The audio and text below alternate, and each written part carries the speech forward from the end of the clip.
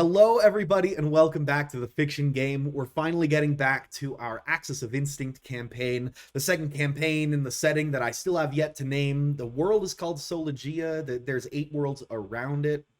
It's a whole thing. With me, as always, for this campaign are Sam playing the role and character of Merigold, Hayden playing the character of Alberth, Tom playing the role of Grayson, and Miles playing the role of William. They've all got crazy magic. None of these characters can really be boiled down to a single class, which I think is fun. Well, maybe Marigold's pretty much just a mage. But everyone else at least has multiple weird things about them. They're a blood mage and an angel person. They're a druid and an inventor and an angel magic person. I like it very much. I like all your characters. I don't know if I've mentioned this recently. I think they're strong characters, and I look forward to seeing what happens with them every time. And this week, we're getting a sort of pseudo level up. We're not using a strict mechanical system that has levels per se. But if you'll recall at the end of last episode, where we learned a bunch about the demon secret, and Merigold made a plan for moving forward with this new knowledge, Merigold managed to wheedle 3 spells, not just one new power, but 3 powers from his magely patron Arthias. Who we met last time. He kind of talked like this. He kind of talked like a New York gangster, and it was a whole thing. I'm just jogging your memory.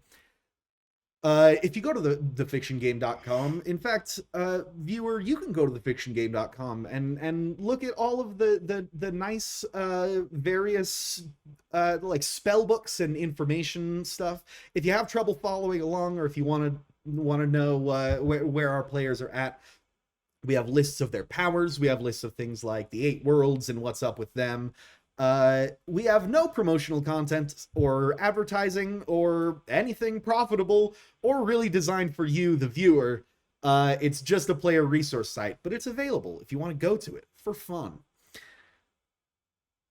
Merigold. First of all, the one spell that you knew by name that you were going to get is proxy spell casting. A big deal for Merigold. Yeah, you can cast it on a target to use them as the casting focal point for your spells, directly influencing your casting range and the limitations concerning Bane auras, so that Merigold can be drunk and still cast spells. A very safe combination that I'm sure we're all looking forward to seeing how safely and just well thought out that mechanic ends up being. A second proxy spell, Arthias gave you combat proxy armor, which you can cast on a target to grant yourself the physical protection that they are gaining from their armor, which includes any magical enhancements placed on said armor. It's worth noting that your immediate companions, that's not going to help you very much. You're going to have to bring Yasika or Lion with you to have someone who actually has good armor. I would guess that the bulkiest armor in this party of 4 right here is Grayson's, I'm assuming, mottled gray leathers that look kind of like a mist cloak. That's what I would visualize if I were forced to draw it. Very, very accurate. Sweet. Dope. So, combat proxy armor, very cool. And then, of course, the first ritual spell, which is a type of spell that takes a lot longer to cast, not as much combat usefulness, but could be an interesting, helpful thing to do outside of combat, is the classic mage wizard kind of high magic spell of scrying.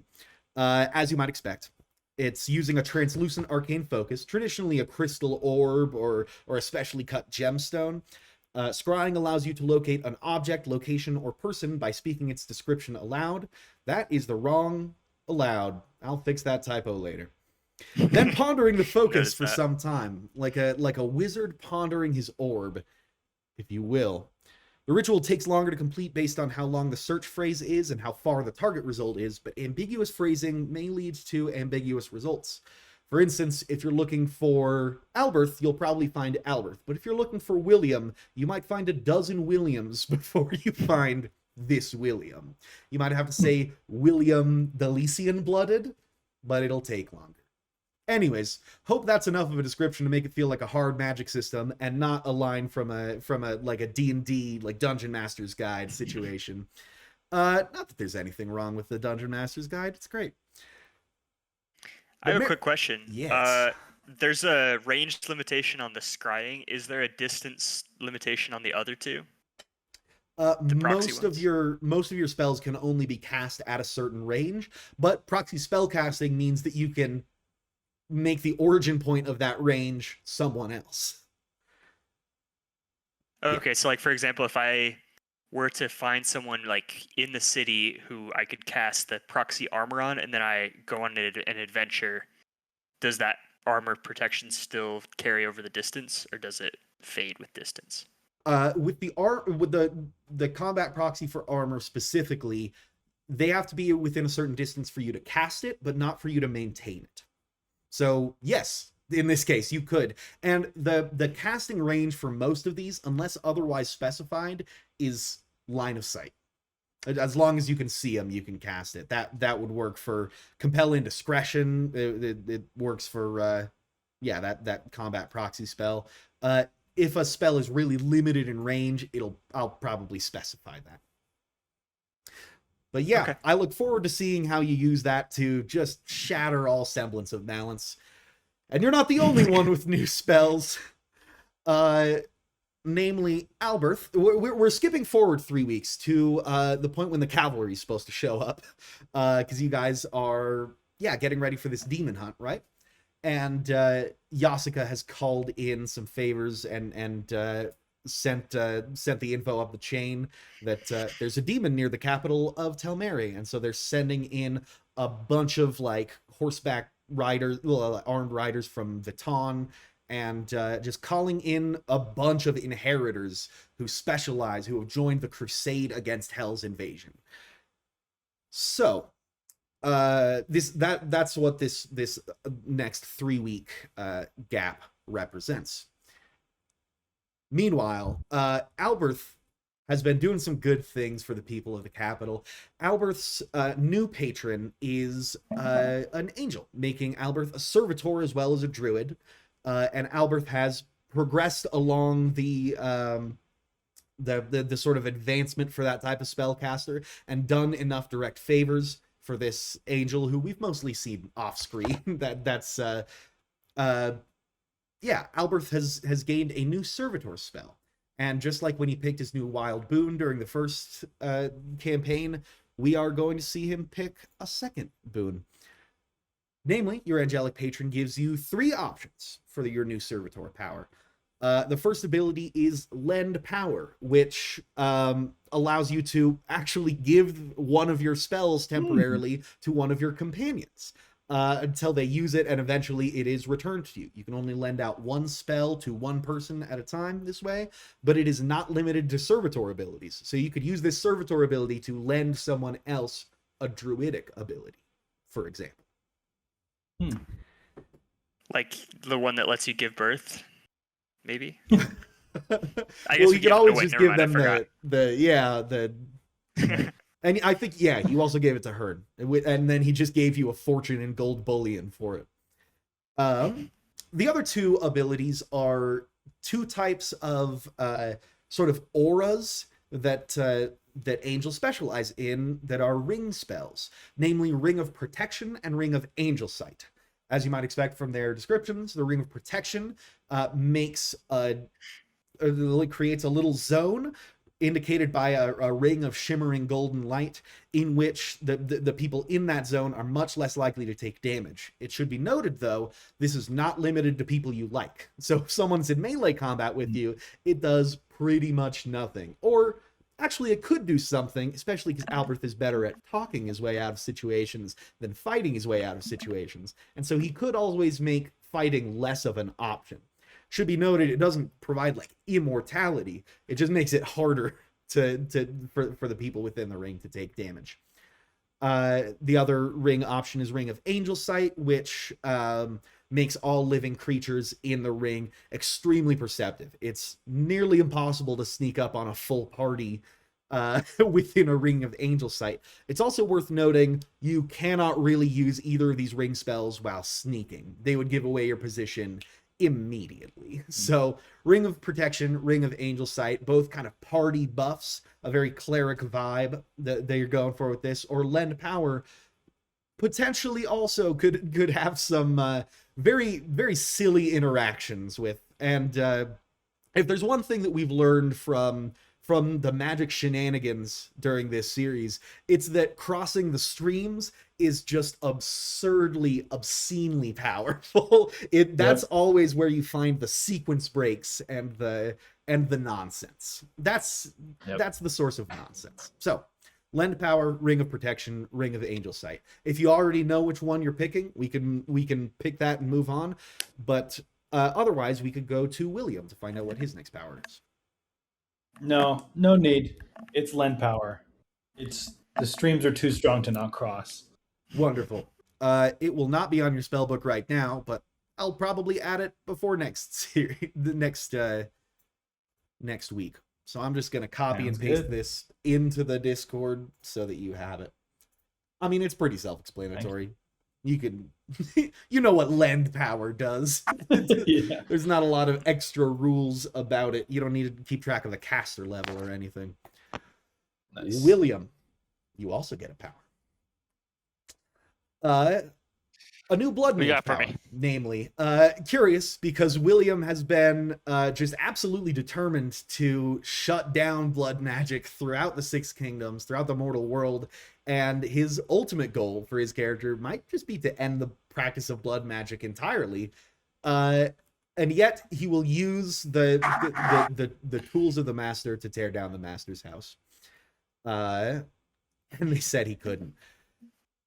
3 options for you, each of a different type of blood mage power. You have red purposes already. These are the ways in which you can expend sanguine mana. There are also red sources, which are ways that you can gain sanguine mana. But what you don't have yet is a red focus, which rather than being a way to spend an amount of mana, it is a power you get when your amount of mana exceeds a certain threshold. Like breaths from Warbreaker. There's powers I get the idea. More of them. Yeah, it's passive. So red purpose of clarity. You may expend sanguine mana to increase your cognitive skill and speed, allowing you to improvise, deduce, or reason with increased power. So much like you have a physical speed boost that you used a bunch of sanguine mana to yoink half of an artifact from Hearn the Barbarian a couple of episodes ago, you could do that, but for thinking. There's also one of your options, red focus for silence. When your sanguine mana reserves exceed a certain threshold, your footsteps and breathing become unnaturally silent and your silhouette somehow less defined. Such stealth could come in useful. And finally, a specialization. We've talked before about how there are different types of blood mages, like flagellants who specialize in like causing pain to themselves, and that's how they get sanguine mana, or seekers of the chalice who like sort of seek a balance of pleasure and pain and towards self and others. This specialization is known by blood mages as martyrdom.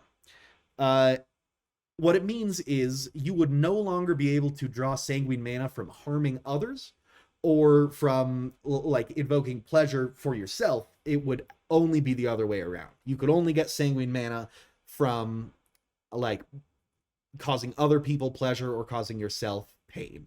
And in exchange, those resources that are left to you, like the ways that you have left to gain sanguine mana, would be heightened. You would gain more mana from the same amount of pain or pleasure. Now, is that a doubling of mana gained from an action, or is it multiplicative? It's multiplicative. It's not quite double. It wouldn't be cutting off half of the ways that you can get it and then it doubles. If you were to estimate it, again, they don't really have numbers for it. It's more of a sense than like a number of points. But it would probably be like 1.5. So still a very significant bonus, not quite double. Okay, so just to go through my options again, I have the ability to have the amount of places I can get it for a good bonus. A second is a stealth bonus and a slight speed, if I remember right. The stealth is just stealth, and that's Just stealth. when your sanguine mana exceeds a certain amount. And the first one was the cognitive boost, being able to think faster, make decisions with, I'm guessing, like heightened intelligence. Yes, that's correct. And that would be a way that you expend sanguine mana, not a power you get when you're over a certain threshold, just like your other powers. I definitely think I'm going to go ahead and pick the third option, to have the amount of places I can get mana, but to increase the amount of mana I will be getting. Right on. Yeah, very in line for how William has played his blood magic powers so far. William specializes into a pretty common like blood mage specialization, martyrdom. Excellent choices all around. I like it. Can I ask one question before? Yes. It's something I'm assuming I would already know. Do I have a limit? Do I have a mana cap? If there is, you haven't found it yet. But you can go to the Red Temple and ask them, because they stretch the limits of blood magic by a lot. Yeah, so if anyone would know, they would know. Or you can find out via your own experimentation. Yes. So next, not just choosing powers, there's also some time has passed, and there's some correspondence that some of these characters have received. Namely, we'll go to first. Grayson receives a letter from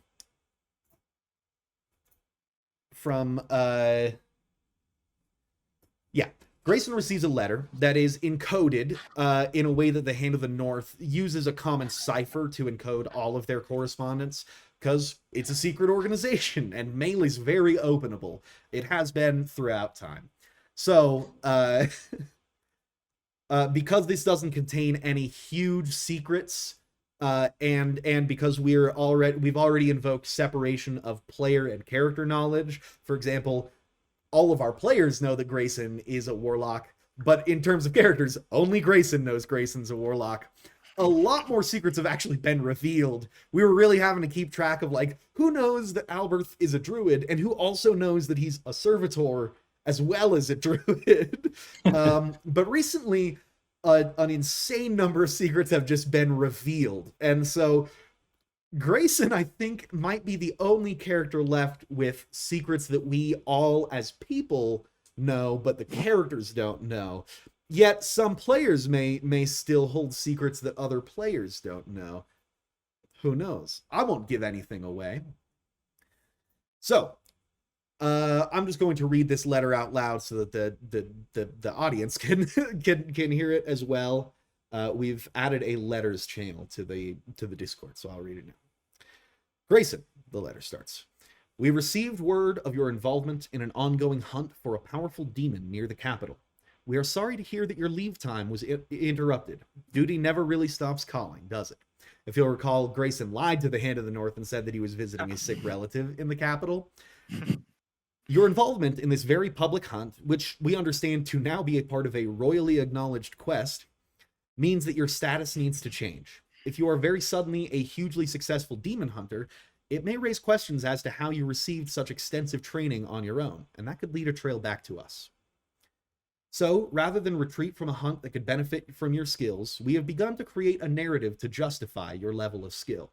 It's time for you to become a famous demon hunter in your own right, rather than an unknown member of a secret organization. You'll still work for us, of course, but it's time to start building your reputation as a solo hunter. So, if anyone asks, you began your training in the Red Reach, where you trained with a militia master named Reynauld. From there, you began studying texts concerning ways to kill a demon, and carried out your first hunt 3 years back. Since then, you have been training relentlessly, and have a total count of 4 demons killed, 1 solo, and 3 with various hunting parties. It's worth noting, this isn't far from the truth for Grayson. We have members and associates who will back up this story if anyone comes asking, so don't improvise any details if you don't have to. And send us correspondence concerning any backstory elements that will need to be backed up by outside sources. Accompanying this letter, we have included a bank writ under your name. Use it to withdraw funds and purchase anything you need for this mission, then pocket the rest. Happy hunting. And it's signed the Gauntlet Council of Earnhold. We've mentioned before the roles of different members within the Hand of the North, because you're like an actual operative. You go and hunt demons. There's also North Quills, who for one reason or another don't participate in the combat elements of it, but do participate in the logistical elements of it, gathering money and information. There are also the Gauntlet Councils, who are the leadership, who determine orders and intervene to protect members of the Hand of the North from outside information. That's how they got their name. The Gauntlet protects the Hand. So, Grayson receives this information, and when he takes the bank writ to one of the many banks in the merchant sector of the capital city, he realizes that it is an astounding quantity of money. Enough to get fully decked out with all the silver and salt that you would ever need, and probably a better saddle to put on Felt, your horse. And there's a number of things that Grayson could do with this money. It's almost enough money to just like buy land and just be nobility. It's wild. Cool. Yeah. Grayson is not the only person to receive correspondence in these 3 weeks. If you'll recall, William originally entered the capital, not seeking to find a party to help him like break down blood magic or anything, but simply visiting his very sick grandfather. And upon finding him, he wrote a letter to both his sister and his cousin, two of his very few living relatives. Your cousin Jem has responded. Let's see here.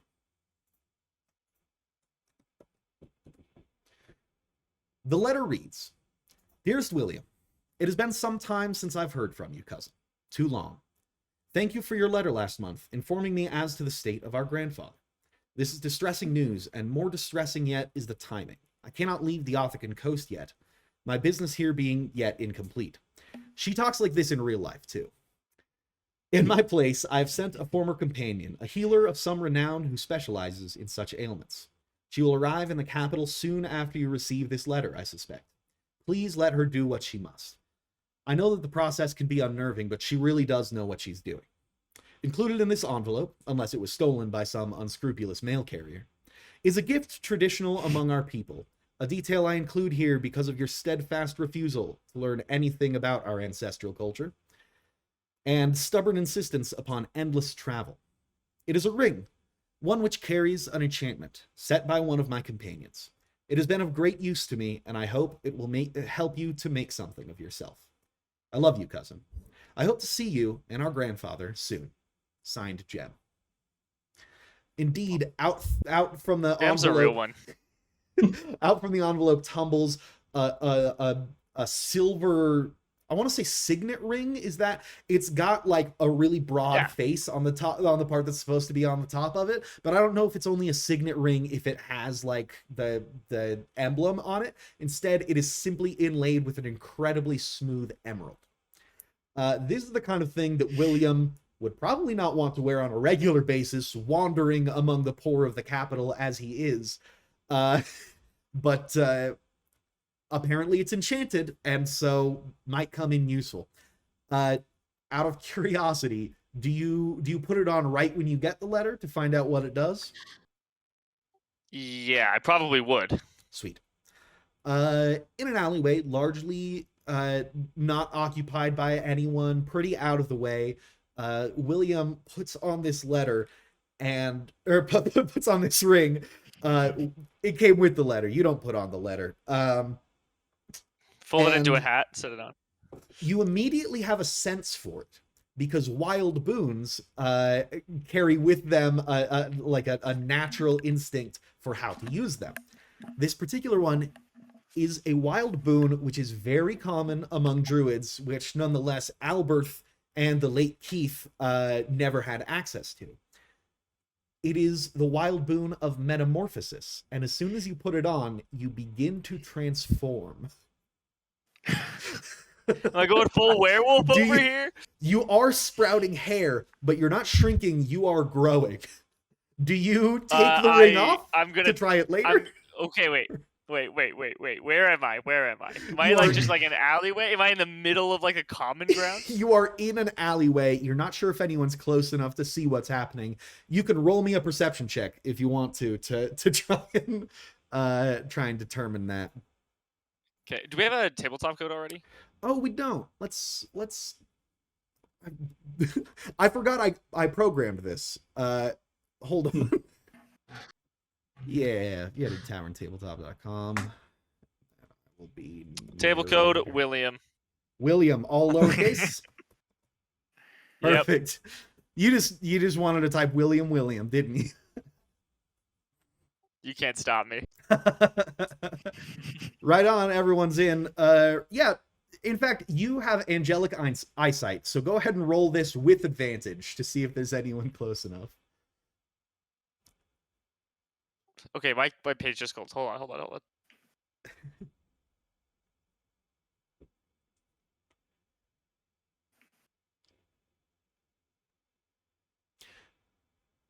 In the meantime, oh, we don't have to do it in the meantime. You're here. You got 12. Roll with advantage, so roll another one. 12. Okay, it's 12. Ah, just 12. You don't see anyone.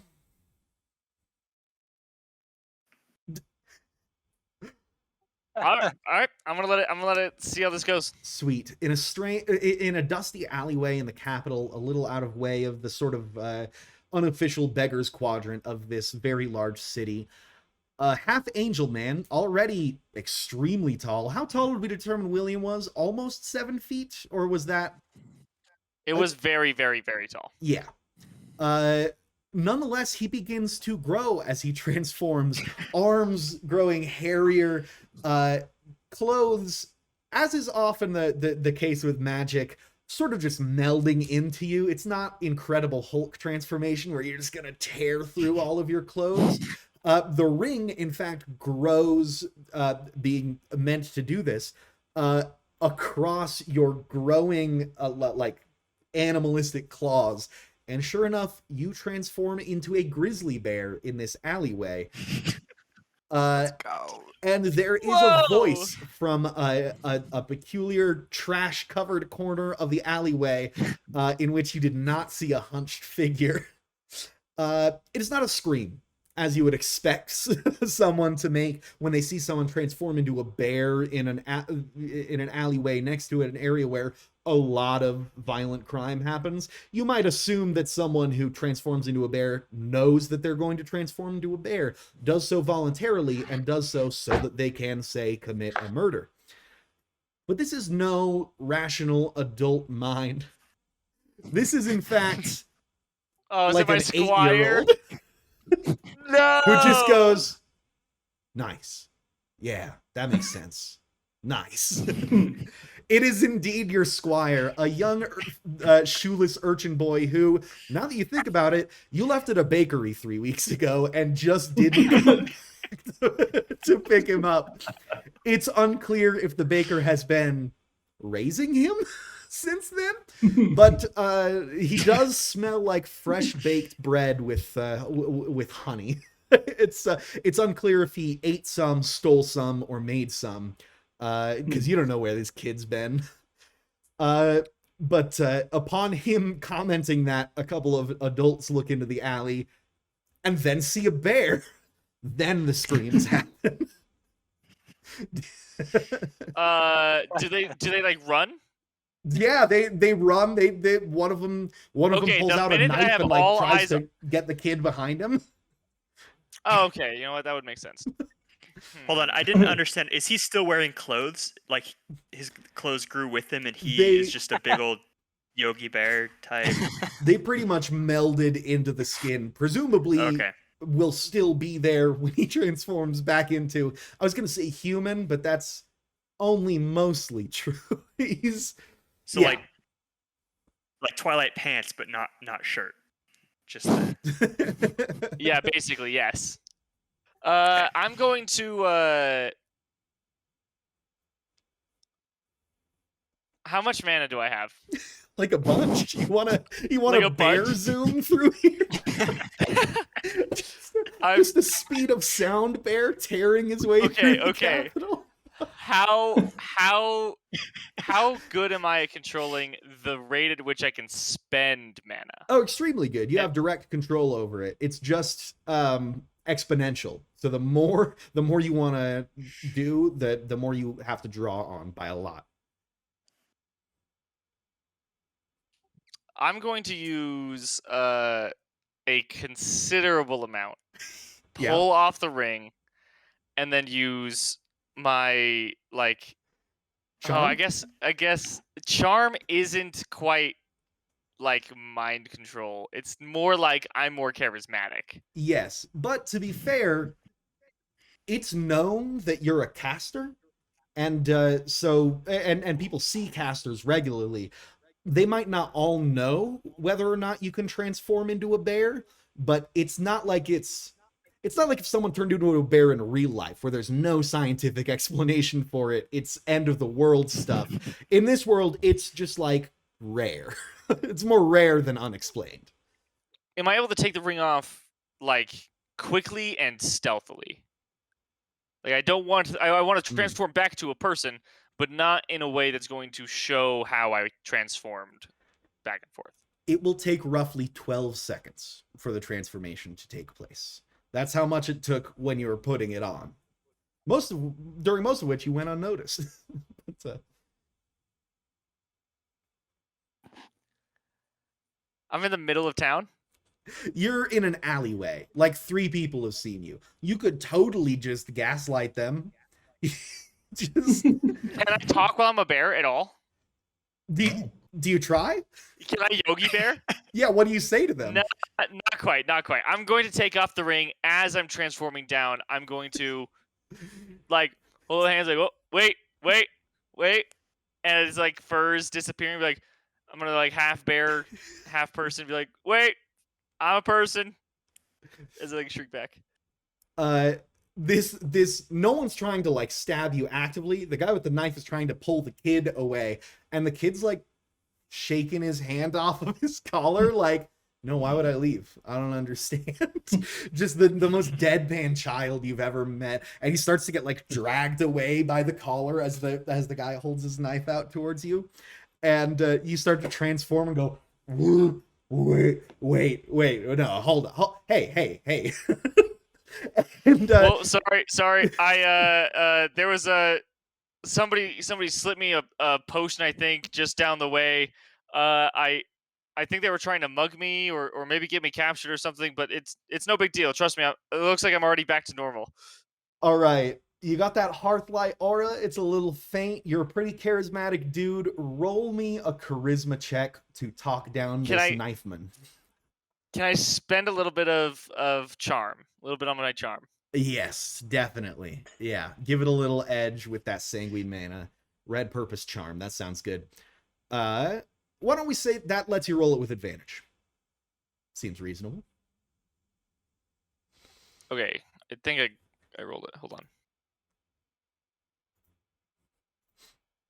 There it goes. It's pretty good. You have 14. some natural charisma.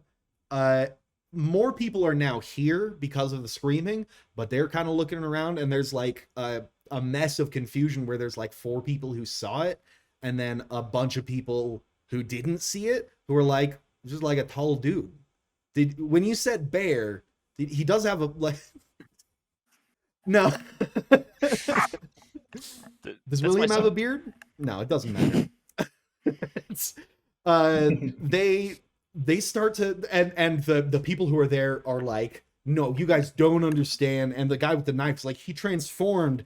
And the kid looks around, reads the situation flawlessly, and goes, this guy with the knife grabbed me, and that guy was just in an alley.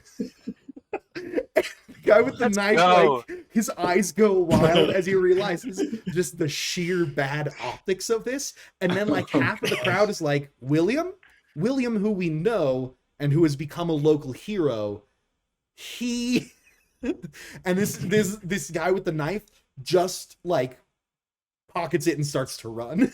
And a couple people chase after him. And the 3 people who are left who saw you are like, no, he was. And then they think about like,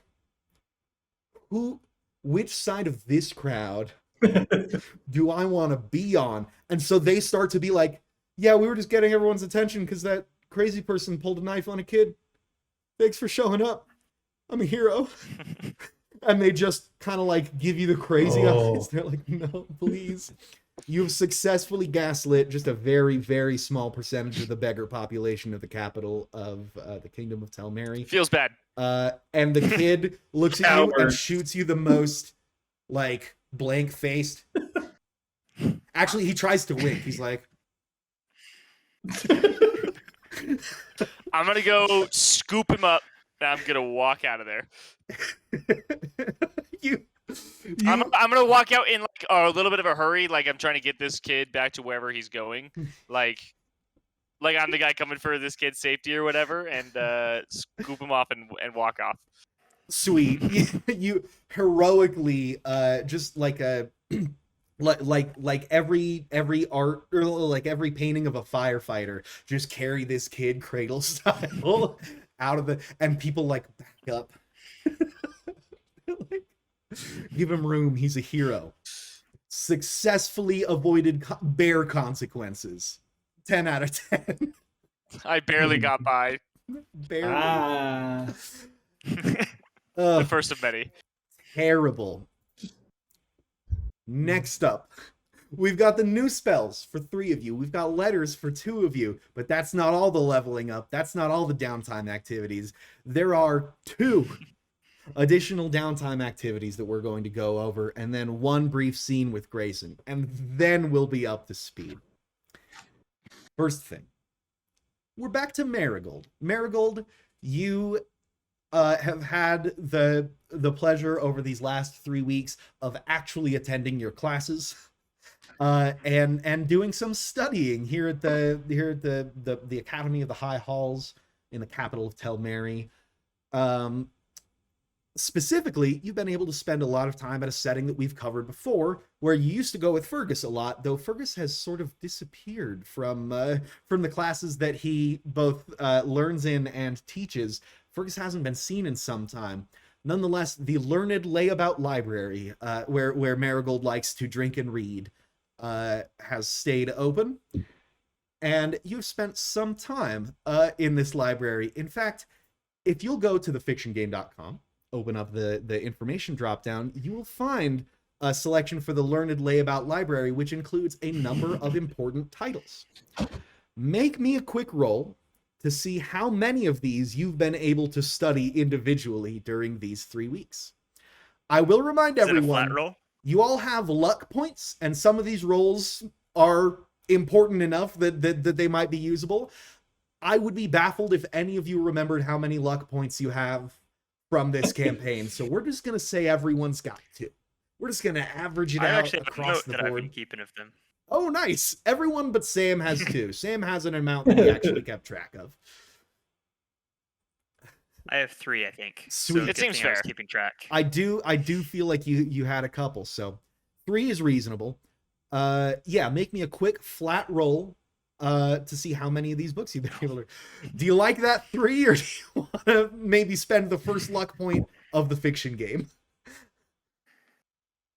I always forget to use them later, and this seems like I'd like to get through some good books here during the level up stage, so that seems worth it. Yeah, I should fully explain this system. So each of these books, it's the Learn Layabout Library, so they're not separated into sections or topics or anything. They are scattered all over, and it's safe to assume you've read dozens of books. These are just ones that, if you read them, you'd gain some pretty cool knowledge from them. And it varies in level of usability, from like, it might give you an advantage on a skill check for the specific thing you're researching, to like, it'll answer some of the questions you have about the magic system. That's the kind of scale we're talking. So Depending on how high you roll, you will get to read 1 to 3 of these. And because you are a mage, unlike the letters that I've posted to the Discord for everyone to read, you will receive these bullet points about what Merigold learns in a private channel entitled Merigold Studies. For information for you to do with, as you will, being a mage and thriving on secrecy. So yeah, that 3 will net you 1 book to read. If you want to spend a luck point, you may do so to re-roll it. I will, and I get a 14. 14 is just high enough to be in that 3 range. So 3 books. All right. Their titles here, I believe there are 11 books, but I'll just read them really quickly because this is too small for the for people watching on a phone to read. Actually, it's too small for me to read, depending on which view I'm in. So the titles of these books include The Common Cures, The World Catalog, The Angelic Truth and Its Consequences, Secrets and Secrecy, Kemeoa, The Old Tongues, Slag and Dross, A Greenwalker's Journal, The 7 Deaths of the Tranquil Saint, Turnsmithing, Workings of the Island Masters, and Lessons Learned on the North Route. Which 3 books do you peruse? Keep in mind, we will be returning to this little mini game, and the books will be re-randomized. There's a long list of titles you might find here, so you might not run into the same titles next time, but there will always be something for you to study at the Learned Layabout Library. Unless something happens, like, to the building in the plot.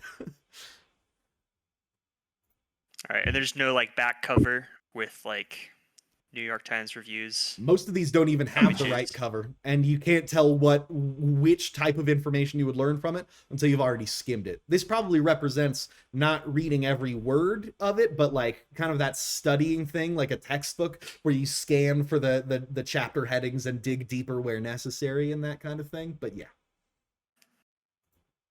Okay. Okay, so Secrets and Secrecy seems like that's kind of good place to start. I would also like to read Kemeoya. Kemeoya. I don't know how it's pronounced. Yeah, because that seems weird and mysterious. And also, the other thing is The Angelic Truth and Its Consequences. That seems interesting, kind of related to the main secret that we've been dealing with. But also, The Old Tongues might give me some insight into being able to understand things that demons say, because it's related to, like, was it Dwarven or was it something else? One of the old languages that's now pretty much dead. Dwarven, like the Dwarven language was directly related to the demonic language, which is known as a couple things. It's been known as Chthonic, and it's been known as Deep Cunning. Okay. I think... That's dope.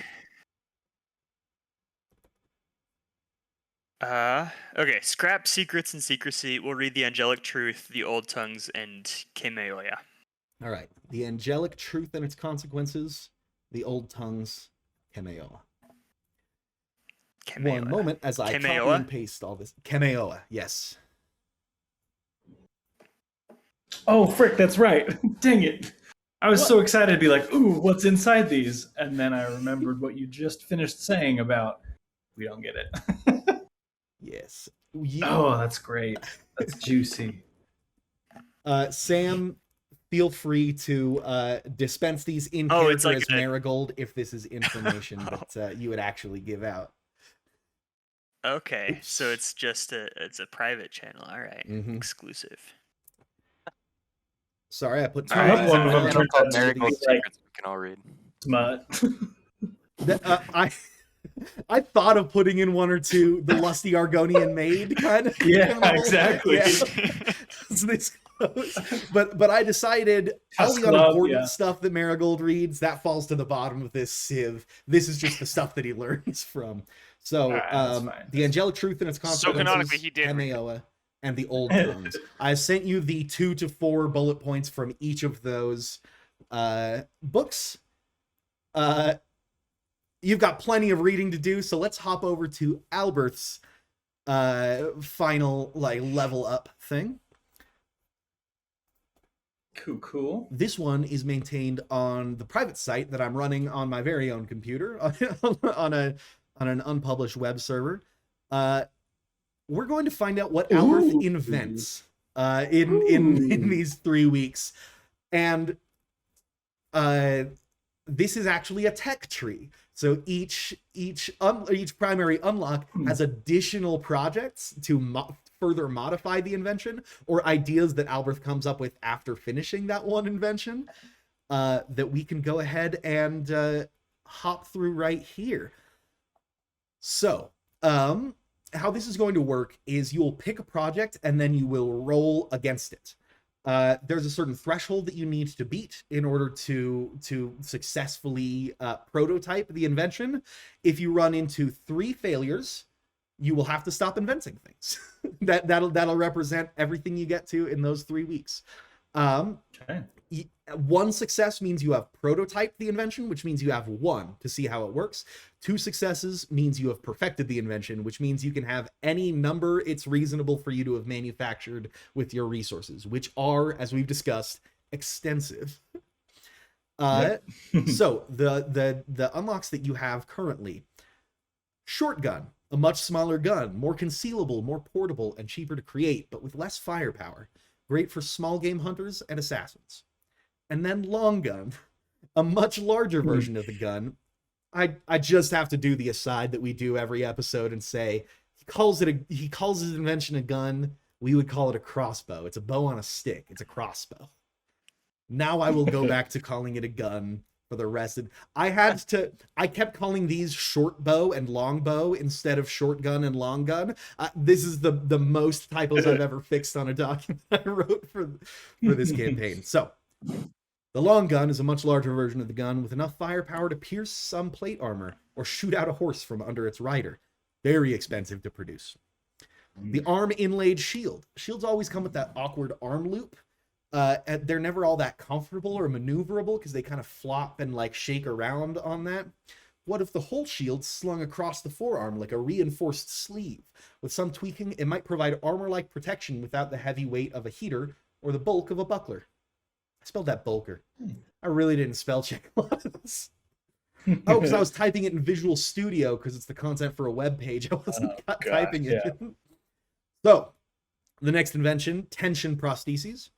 The medical options for those missing limbs from war or catastrophe are bleak. Most prostheses are little more than peg legs or carved hands, more for appearance than function. But with bowstring materials, which you've worked with extensively, offering an alternative to natural tendon elasticity, maybe you can do better. And then finally, tinted glasses, an invention that Alberth has discussed attempting multiple times. I think you actually rolled to see if you could work out a prototype, but did not manage to do so. Using our old token system that I don't think I'm going to use for this one. But each of these, or most of these, have additional like upgrades or tech that you can see here that you won't know what they are until you research the prerequisite. Like there are 3 additional researches that you'll unlock if you manage to successfully prototype the short gun, 3 if you prototype the long gun, 2 if you prototype the arm inlaid shield, and 1 additional one if you prototype the tension prostheses. The tinted glasses are pretty much a standalone thing. So yeah. Which one of these which one of these projects do you attempt to prototype first? Shotgun first. Sweet. Shotgun. You've worked with a lot of guns. This doesn't have as high of a like success threshold as a lot of stuff, or as a lot of the more complex inventions. Go ahead and roll me a d20. As a quick refresher, yeah, 2 is rough, and spoiler alert, it's not gonna do it. But yeah, quick refresher for luck points. If you want to use one ahead of time, you can roll twice and take whichever one's higher. If you want to roll, if you use it after the fact, yeah. If you use it after the fact, you have to take the second roll, even if it's lower. I'm going to go ahead and say 1s don't count as 2 failures. We're not going to do catastrophic failure for this. But and I have for a total of 3 failures. Like that's when I have to stop. Yeah, inventing. 3 strikes and you're done inventing. For this 3 week period. Yeah. I am going to use a luck point here, just because I feel like I can get better than a 2 pretty 17. A 17 will successfully prototype that shotgun. You've created a different version of your gun. It's cheaper to produce. It might be great for merchants, and it's great for you because it's small and you can fire it with one hand instead of having to brace with the second hand. Nice. Having having prototyped the shotgun.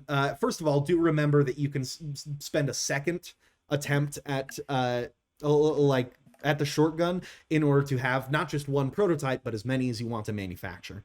But you've unlocked additional projects, namely folding limbs, which is a metal brace that can be folded or locked into place, which allows you to like fire a gun as normal, but when you need to move it, they fold into the side of the thing, which would make it as concealable as a dagger. There's also a wrist strap. The shotgun is so small you could actually mount it to your wrist and have a firing mechanism like attached to a ring on one of your fingers, but still be able to hold something in that hand so that you could have like sword and shield and crossbow. And then finally, silent bolts. Bolts that are this small, they don't need the same fletching as a bulky arrow with a bulky arrowhead. They can achieve the same effect with much smaller feathers. And you can whittle the tip down in such a way that if you missed, it would not give away your position. It would just be like a silent thing. And it's so small and silvery that it's, even if you were looking, it would be hard to like see a bolt and not think that was a mosquito. So 3 additional projects. They're each probably a little more difficult than the shotgun project, but you also still have long gun, arm inlaid shield, tension prostheses, and tinted glasses as research options. What does Alberth try to invent next? I think he's going to go with the prostheses. Right on.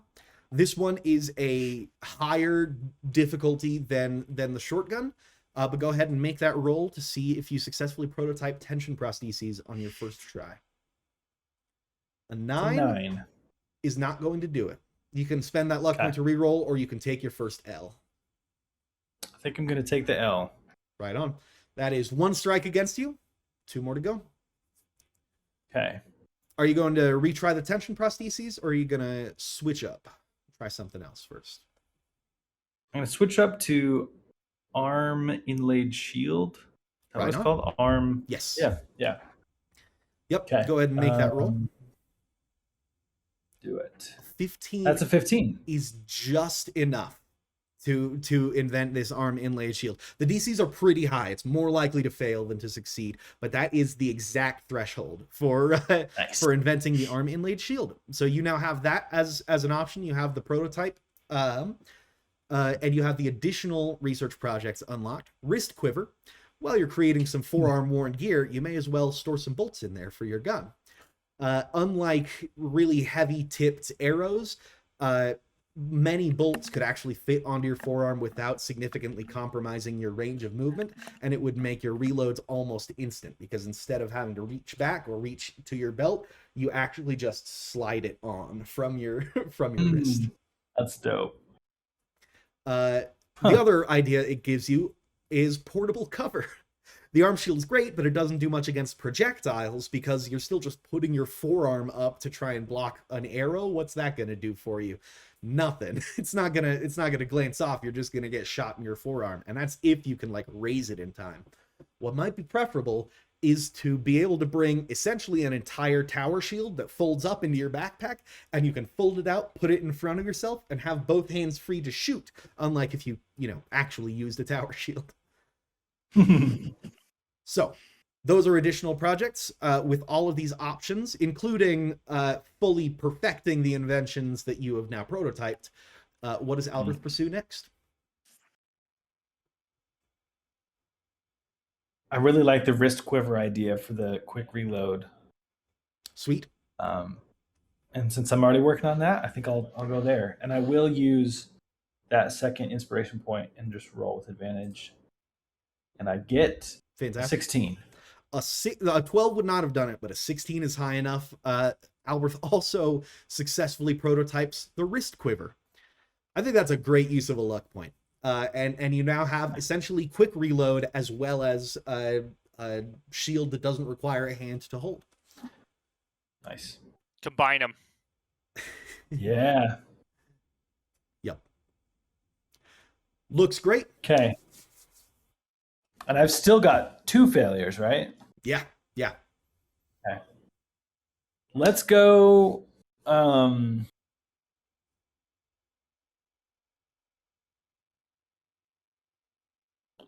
Let's go with the long gun, specifically for this demon fight. I think it would be nice to have that. I like that. So You're let's- also the only person in the party who would really have enough money to just make a bunch of silver bolts. That's true. But yeah. It's an 8. An 8 will not successfully invent the long gun. Which is your second failure. You have one left. It's worth noting that 3 inventions is already on the high end for what I expected for this first round of inventing. But yeah, with that L, you have one strike left. One chat. Yep. One shot. Okay, I'm gonna bring. So I imagine that like this is in the last week before the fight. I want to kind of hold a council now that I've like done my stuff, and I see that I only have basically that one shot left.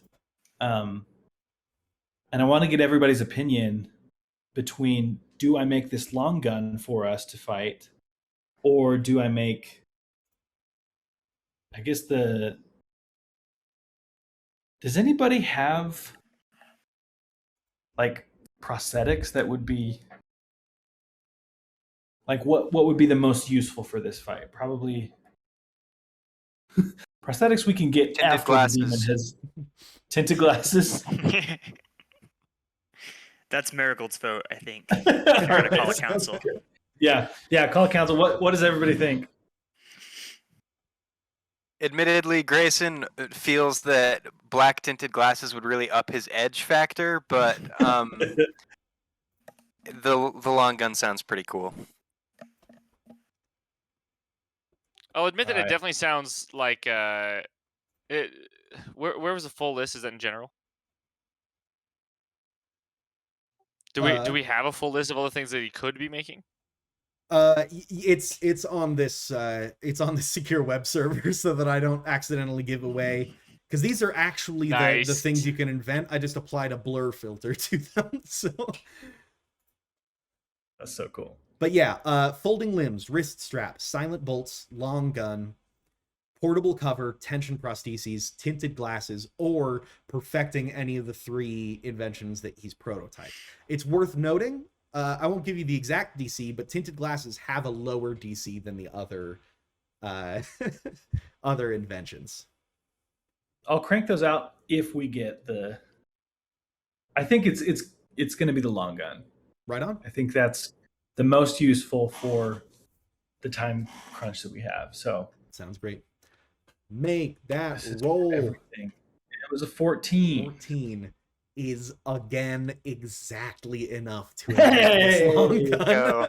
So, Hey, let's and do again, it. this doesn't count as a failure, so you still have 1 extra shot to take.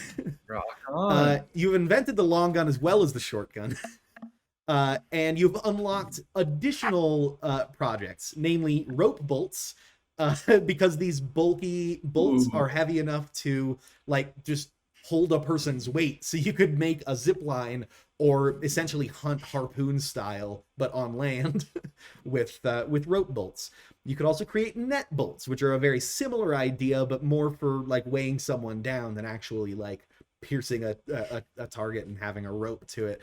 The net bolts wouldn't be heavy enough to like pin someone down because then they wouldn't fire, but it's definitely enough to make someone absolutely useless garbage in melee combat because you just cannot swing a sword when you're covered in a net. And then there's mounted guns. You have the opportunity, or you have the option to create a gun so heavy that it actually has to be bolted down into like a palisade or an archer's lookout tower, or maybe a covered wagon, so you can peel it off, and then you have the big old, it's essentially a ballista. A ballista? Ballista. This is becoming like Alberth alone is creating like an arms race with himself. This is going to start affecting like nations, not just our party anymore. For sure, for sure. Oh gosh. I want to go for the mounted gun just to see if we could fire a friggin' ballista at the demon. But I'm sure that's going to be a... Well, okay, no. Sorry. I said I would do the tinted glasses first. So we'll go for tinted glasses before a freaking war machine like siege weapon. Yeah, That way we This can look is a cool with peaceful our mission. Yeah. fair enough. Yes, start the hippie movement. And that's a 2. These stupid glasses every time. Yeah, once again, Every time. the tinted glasses elude Alberth's. It's becoming his white whale. Ironic really that is. he invented it instead of the harpoon gun, but an absolutely well above Sounds fun. how many inventions I would have expected you to get out. 4 is a Yeah, fantastic good. number. Alberth has invented the short gun, the long gun, the arm inlaid shield, and the wrist quiver. Once again, having one prototype of each of them, not mass produced quite yet, but an arsenal. Alberth has invented a brand new arsenal in these last 3 weeks in a fit of brilliance. And now we finally come up to modern day, or the end of these 3 weeks. We're going to start from Grayson's perspective. Grayson. Let me find this. Got so many tabs open. Grayson. You go to the stables to check on Felt. Felt has not been stolen. I want to be clear, because another scene has started like that and Felt was stolen. That does not happen. But Felt does seem like nervous, and keeps moving away from one corner of his little stable area. And when you move some of the hay to the side, you discover hiding amidst the hay, probably about this big, a white-furred wolf pup. Let's go.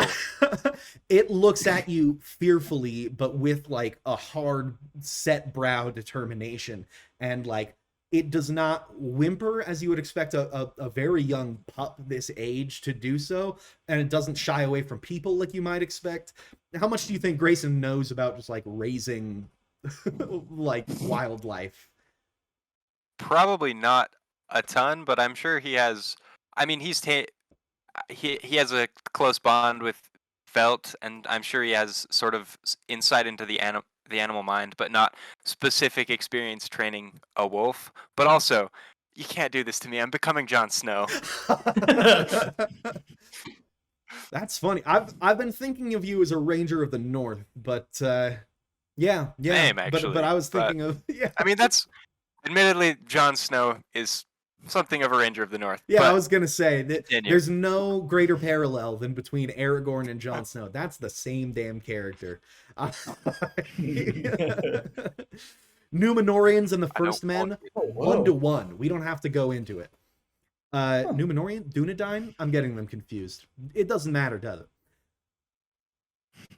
I'm so distracted now because the Valyrians were just elves, right? And so the idea that Jon Snow is part Valyrian and part like descended from the First Men makes him a Lord of the Rings half elf. He's the only half elf in that, and it's so the idea that he's like a half elf that's going to be the like descendant from the line of the First Men and has the right to the throne. He's just Aragorn, but edgier. He's edgier than Aragorn. Rant over. There's a wolf cub in this stable, and Grayson doesn't know what to do about that, but he does know that there is a houndmaster in town that like raises dogs. He might have some input. Wolves are not dogs, but dogs are kind of wolves. Yeah, so Rectangles and squares. Grayson's gonna. I guess I'm gonna. So he doesn't shy away. He's like is comfortable around. I guess people is like a generalized term that I haven't experimented with, but he like is chill with me for the most part. He doesn't like try and eat me. He does not try and eat you right now, but he still hasn't responded well to you. He's shying away in the corner. Go ahead and make me a check, actually, because Grayson is a hunter and a woodsman. If not like even if that's not his main thing, I think of Grayson as someone competent in nature. And so make a quick flat check to see if you just happen to know how to approach an animal that's afraid of you. A 2 means you do not know and probably like reach out with your hand like this at first. And yeah, so I'm gonna use a whatever points. Oh, I think. sweet. Yeah. We're just gonna. It's Everyone's gonna burn through all of those, but. Yeah. Wants his ghost. Oh, tragic. Tragic. You don't like violently upset this wolf or anything, but he is still like shying away from you. But as you approach him, he I have some meat. sniffs the air. You can get some meat. You can continue with what you were narrating. I'll get some later. He kind of sniffs the air and cautiously approaches you. It's weird to see the wolf be the one that's like clearly thinking about how it approaches this interaction, but it's like approaching you with visible trepidation. You don't think this is how animals this young normally like interact with humans. And but you don't really know enough about wolf cubs to even know how old this wolf is.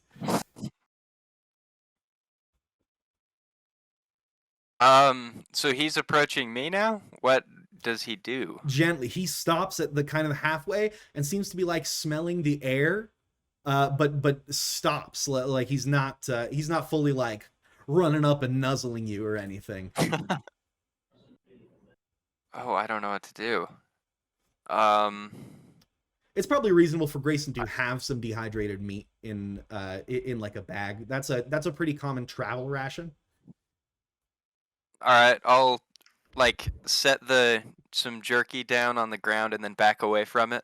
Sweet. The wolf like walks towards it and kind of grabs it, but as it opens its mouth, you can see that its teeth aren't really fully in yet, and so it just starts gnawing on this jerky and kind of like it like part of it's falling away, so it keeps like turning to the side to try and catch it, and it like topples over a little bit and gets up and like keeps gnawing on this jerky and then like eyeing you. All right. That's a pretty good start, I guess. I have no idea. I don't know how to train a wolf cub. I mentioned the Houndmaster that you could get the Houndmaster to come here. You don't necessarily have to like try and pick up this wolf cub when it's uncomfortable with you.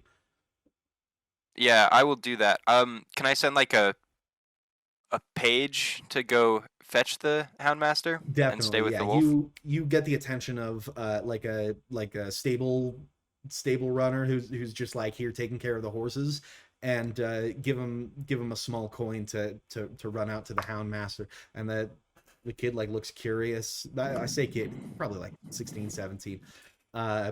Takes the small coin, like, yeah, this is a pretty standard request, just like anyone, just like, yeah, giving him a coin to run something like this. And he kind of like, Houndmaster, and then like sees the little wolf up, and he's like, oh, so cute. And he runs off, and he grabs the attention of the local Houndmaster, who comes over and says, the kid points to you, and the Houndmaster, who is pretty tall guy, he's dressed like in light furs. It's not like he's like Cruella de Vil or anything, but clearly dressed in like outdoor, like mountain man kind of stuff. And he strides over to you and says, why do you need the help of a Houndmaster? And he says this as he's approaching you, and then he gets to the point where like the wolf cub is visible, and he looks at it and looks surprised and says, I see why you need the help of a hound master. Yep. He gets down on his knees and starts to inspect it. The conclusion he comes to, and he explains to you everything that he can tell you about this wolf pup. He says that the pup is not quite juvenile, probably less than 2 months old. Very, very young. It should be at the end of its weaning cycle, but it doesn't seem to be seeking out its mother, which means maybe she died. But he explains wolves this young, they don't really know to leave a corpse. They don't have that sense of death. Why he would be so comfortable without his mother, it is not known to me. And he also explains that wolves typically aren't amenable to like human relationships, like a trainer relationship, especially as they begin to age. They're just not built for that. That's why we bred them into bad wolves. That's why dogs exist. But he explains that it's likely that this wolf was raised around or partially by humans, and will become more aggressive as it reaches adulthood. But he explains early humans clearly had some kind of bond with them, or we would not have dogs. Yeah, in the end he says it may be inadvisable to keep it after it becomes aggressive, but I can give you some tips on how to approach him. And as he says this, he actually turns towards you, away from the wolf, and starts to back up towards the wolf slowly. And the wolf looks up.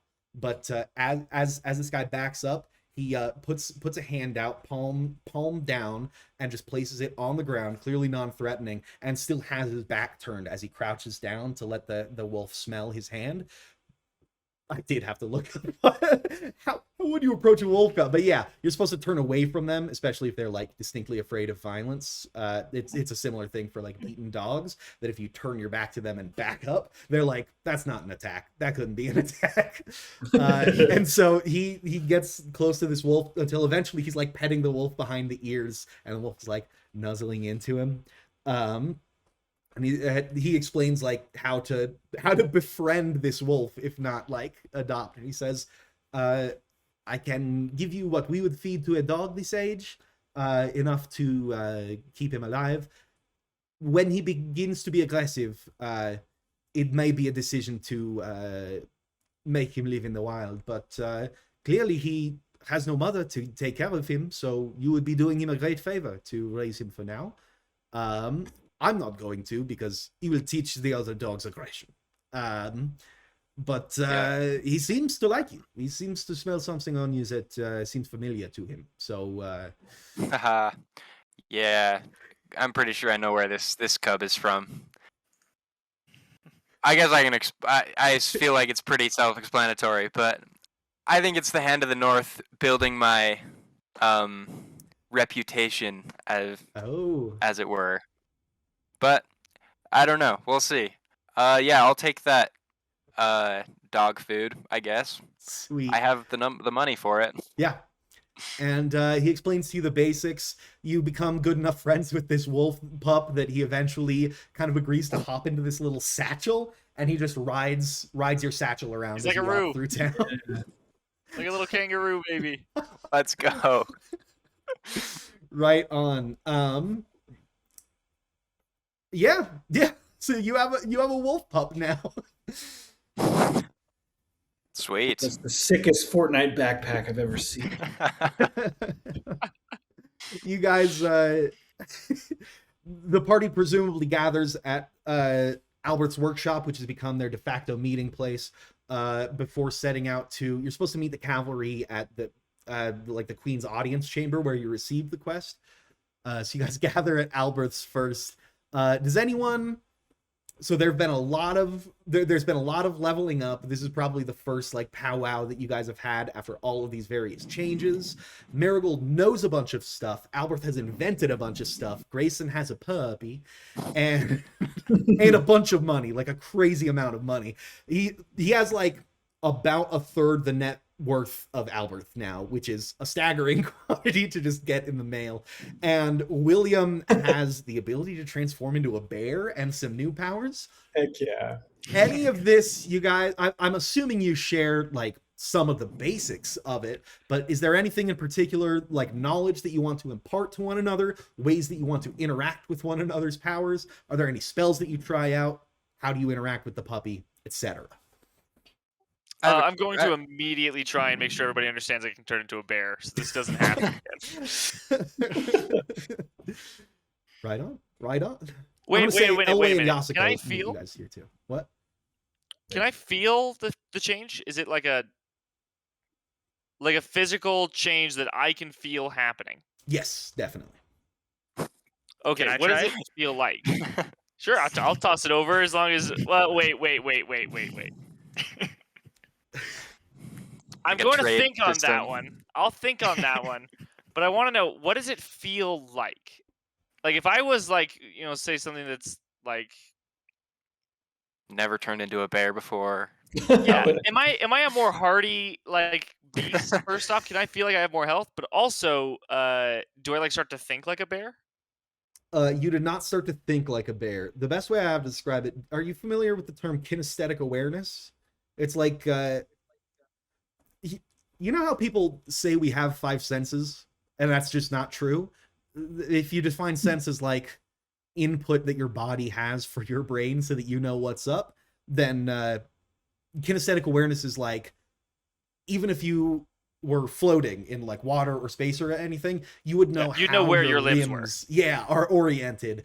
That's kinesthetic awareness, and the innate sense of yourself and your limbs and where they should go, that kinesthetic awareness, that changes as you begin to transform into a bear.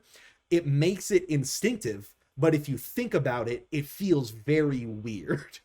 And so when you grow into a bear, you have the muscle memory that a bear would reasonably have. So without having to go through like years of physical therapy to learn how a Like learning bear's how to brain walk. moves its bare hands, yeah, you that doesn't happen. You know instinctively how to move as a bear. Otherwise, it would be a terrible magic ring. But and that's partly because like wild boons always mess with like your instincts, like the things that you know without thinking about them. That's where druid craft thrives. Does that explain your question about how it feels to transform into a bear? In that case, I'm not going to make the wolf puppy put on the ring. that feels. You will not be wrong. doing that to the wolf puppy. How would it wear the ring? You just shove it on like a little paw. On the tail. Tail.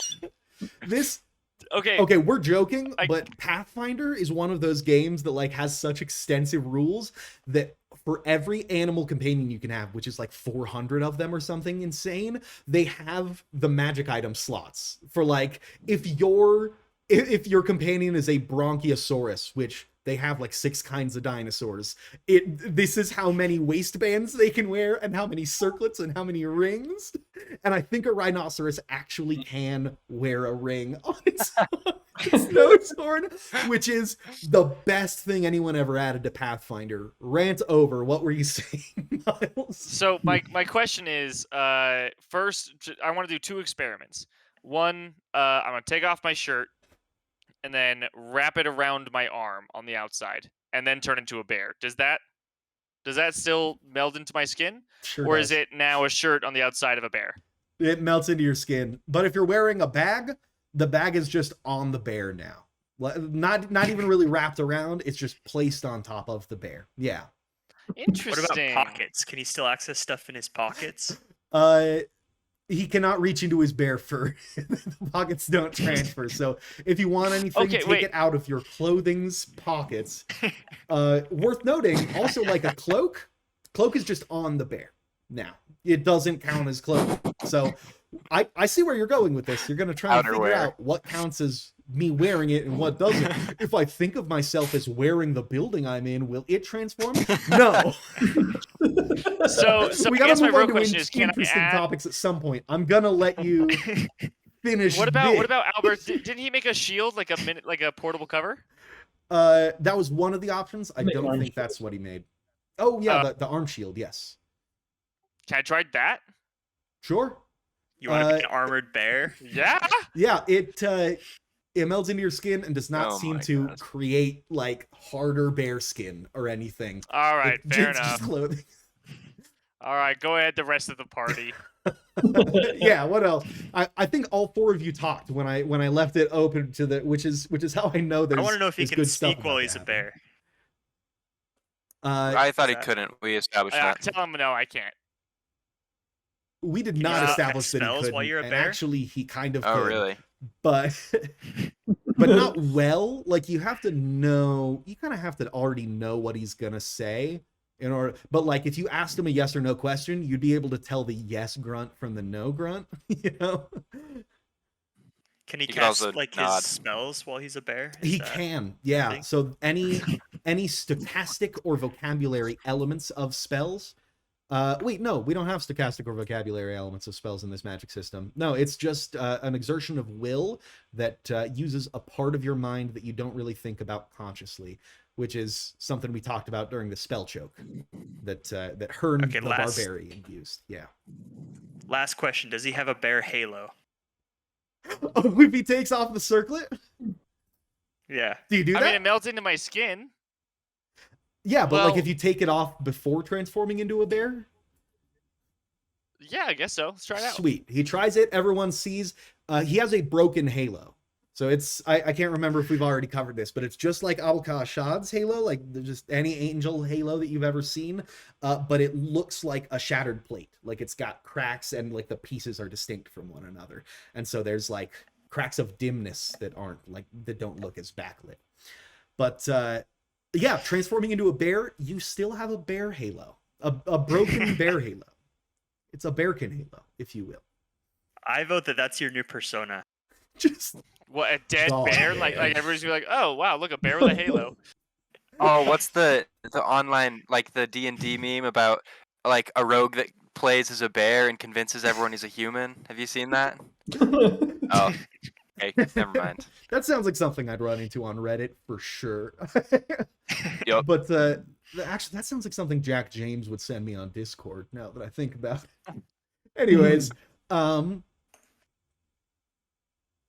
man, I completely lost my train of thought thinking about bear halos, man.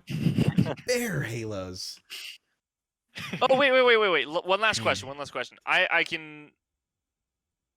need to test.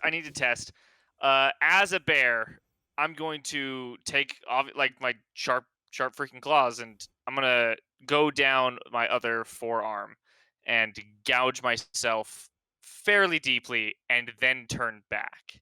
You do maintain the wound, and in both William form and bear form, you still gain that sanguine mana. Yeah. But does it transition to a proportionately significant wound as a human? Proportionally significant, yes.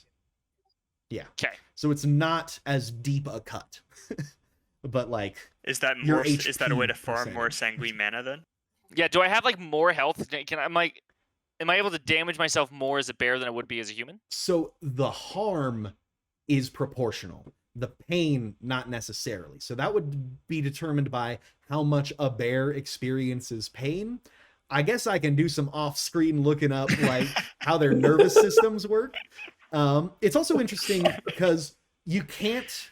Well, actually, I don't know if you would have experimented with the magic system to find that out. So I'm not going to tell you anything about whether torturing animals counts in this magic system.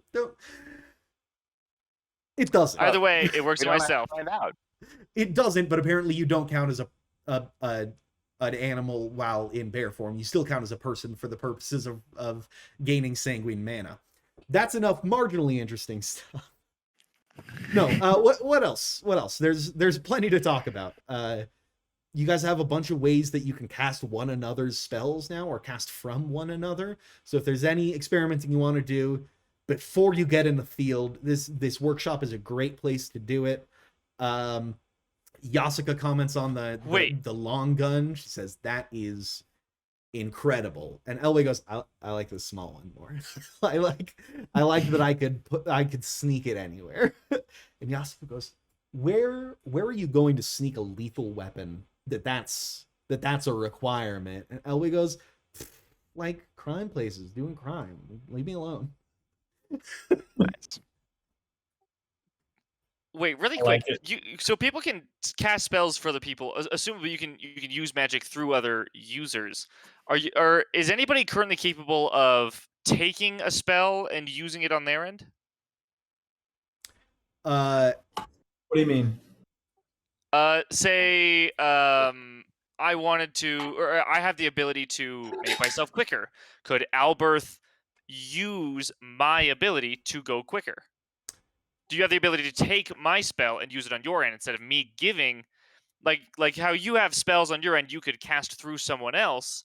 Would you be able to use somebody else's through yourself? kind of if he got his symbiotic link back, but right now, no. No one has the ability to take. There is the ability to give, and the ability to kind of wire through that Merigold has. Okay, Oh, symbiotic bond would be massively useful synergy with a lot of our abilities now. Yeah. Merigold has one thing he wants to figure out. Do the mirror on the wall. Who's the soberest of them? Who never drinks? Wait, you're Grayson- gonna scry? I'm confused.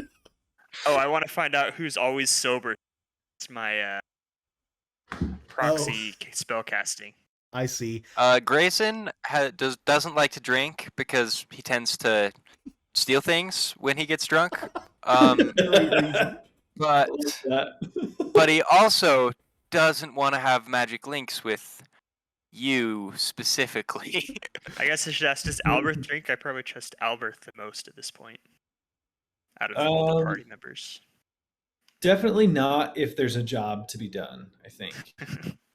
Elway says, He's is it very- alcohol specifically? Because I'm high right now. No, just alcohol.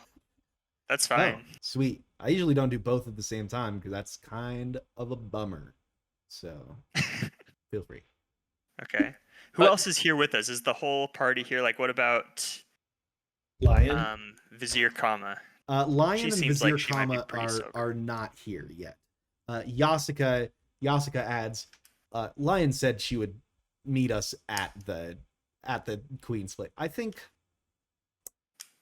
she doesn't want to spend any more time with Merigold than she has to. Oh, I'm convinced that she is my enemy at this point. I don't. I'll keep it on the DL, but like I don't trust her. And also, I'm assuming Angel Blood doesn't. Does that make me like sober up quicker? Yes, it does. I basically don't drink anyways, so it's cool. All right, if I could cast that on you, that would be probably pretty good. Just to have that as a backup. Sweet. Oh, I have another secret that I needed to tie to it as well. What was my other secret? I can't remember. The other mage guy gave me. Didn't he give me one, or was it just the spells? I can't remember now. I'll have to look back through. He said that he was going to give you a secret of equal value when you offered him the demon secret, and then you started to tell him, and he was like, "Do not tell me the demon secret. I don't want to know." There was the other one that he had to have one of his lackeys look something up or like do an experiment for us, and we thought it wasn't common knowledge. Yes, and we had that discussion. I'm glad I rewatched this right before. You had a discussion about like this that you can use proxy spell casting to cast while you're drunk, and you found out that you can, and not a lot of people know that, but that's rare knowledge, not a secret. If you start, you and Arthias discussed the possibility of actively starting to spread misinformation that that's not a possibility, so that it would become a secret. Yeah, you can have been doing that in the last 3 weeks at the people might try it if you keep saying that, but yeah. So far, no new secrets to empower spells. Okay. So yeah. Well, I will cast that proxy spell just to have that in place. And I will also ask Yasuka if she'd be down to let me share her armor. You're gonna have to explain what you mean by that. Says Yeah, Yasuka. I'll explain what the spell does. Oh. Yeah, I can cast this spell that it'll let me benefit from your armor without actually having to wear armor. She actually seems taken aback at this. She thinks about it for a second, and she says, that's something that I've always wished my companions could have. That's amazing. Is there something we Dial it can in. Let's do go. to share?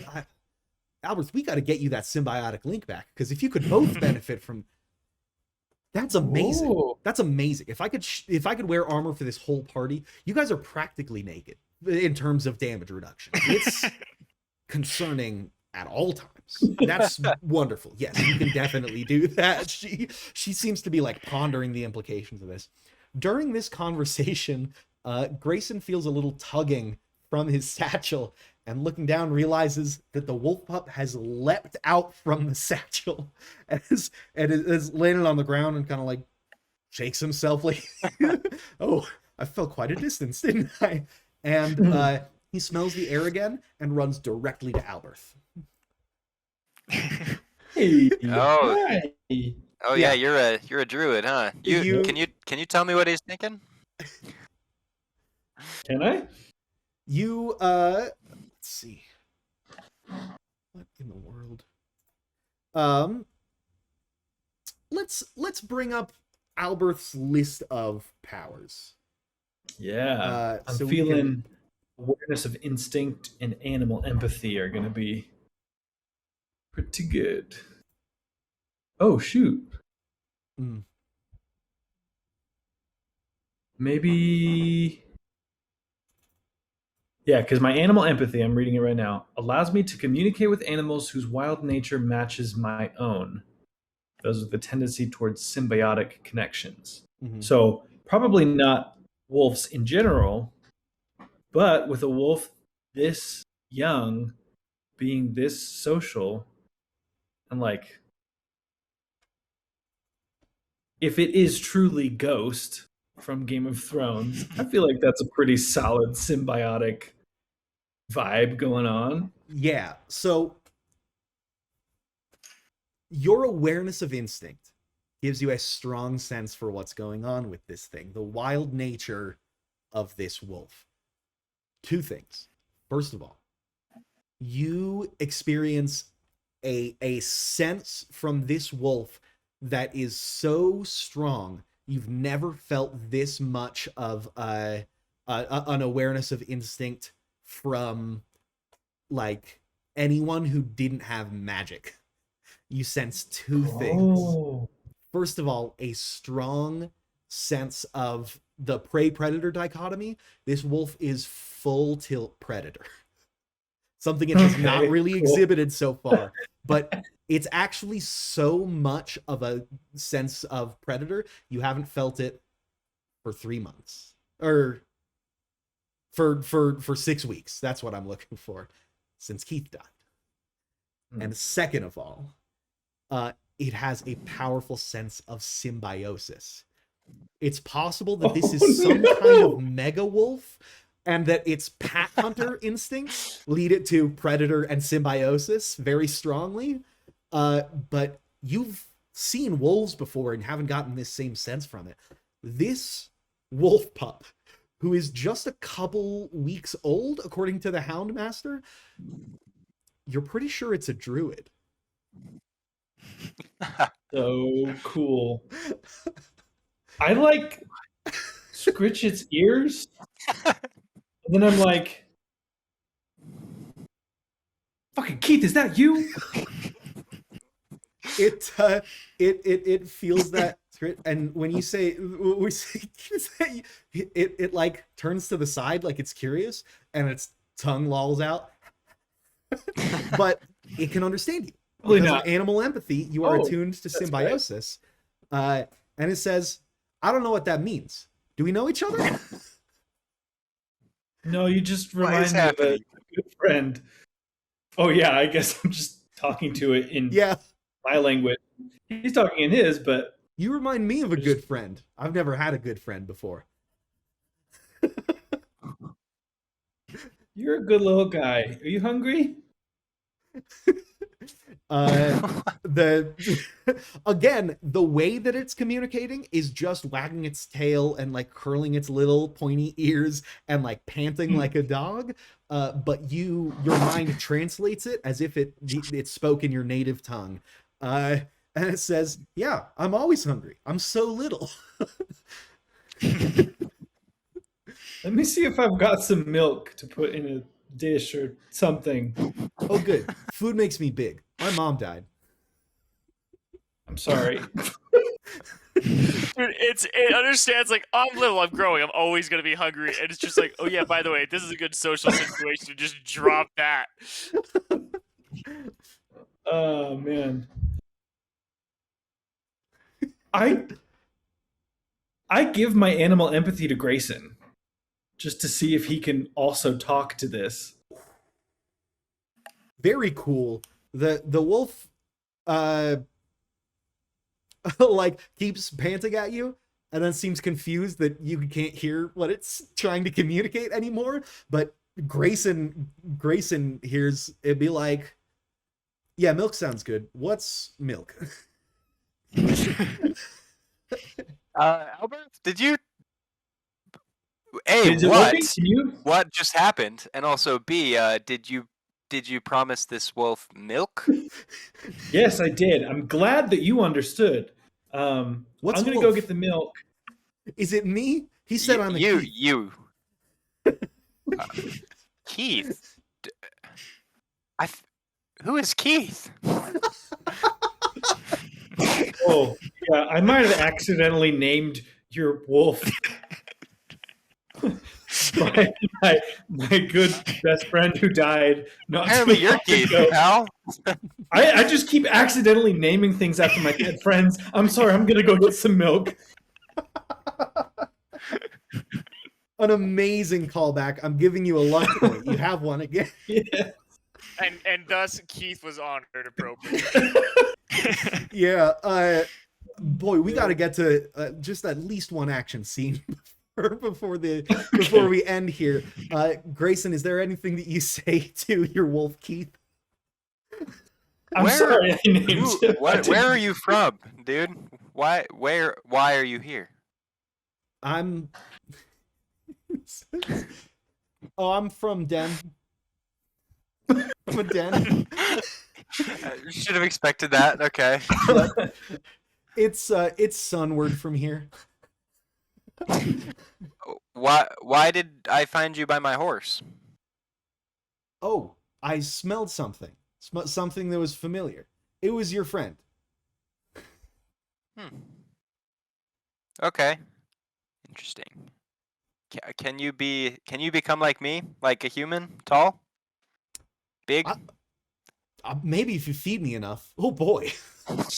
Again, I expected. All right, I'm gonna get. I'll go see you on that milk, pal.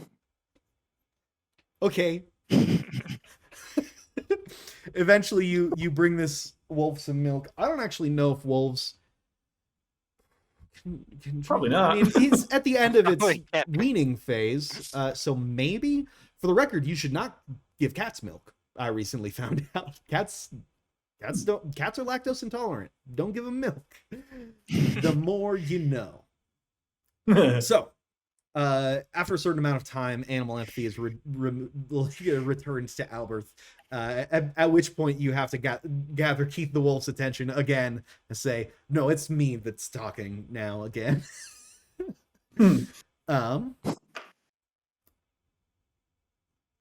Right on. Yeah, you guys have a wolf. You have a bear. The party is significantly more wild. Yeah. And then eventually, Vizier Kama does I did want also to mention show up. one. Yes. Oh, cool. Yeah, I was just gonna ask if anyone has any Barrow-Dust. Yep. Jocelyn I goes, don't even know what that is. super dark. What are you talking about? And Elway goes, you're gonna make some people angry. But why? I'm trying to make something. Because yeah, no, clearly the Alchemist Guild has banned that information from outside the guild. Did you learn that from an alchemist? What are you talking about? How do you know about it? Did you learn it from Alchemist? No, I steal secret information. It's like my jam. I Look, forgot. I love stealing stuff that is like unfairly hoarded. Nothing more than information. I love finding like ways that people unfairly consolidate power and then redistributing it. So for sure, he's talking about an alchemical creation that only alchemists are supposed to know, and someone wrote it in a book a long time ago, and they've banned that book. Did you find that book? That seems like a super you thing, Merigold. Did you find that banned book? I love banned books. Yeah. I could get So you is this some like a Barrow-Dust. secret? Yes, that would be great. I'd love Sweet. that. Yeah. If you tell me where you got the book, though.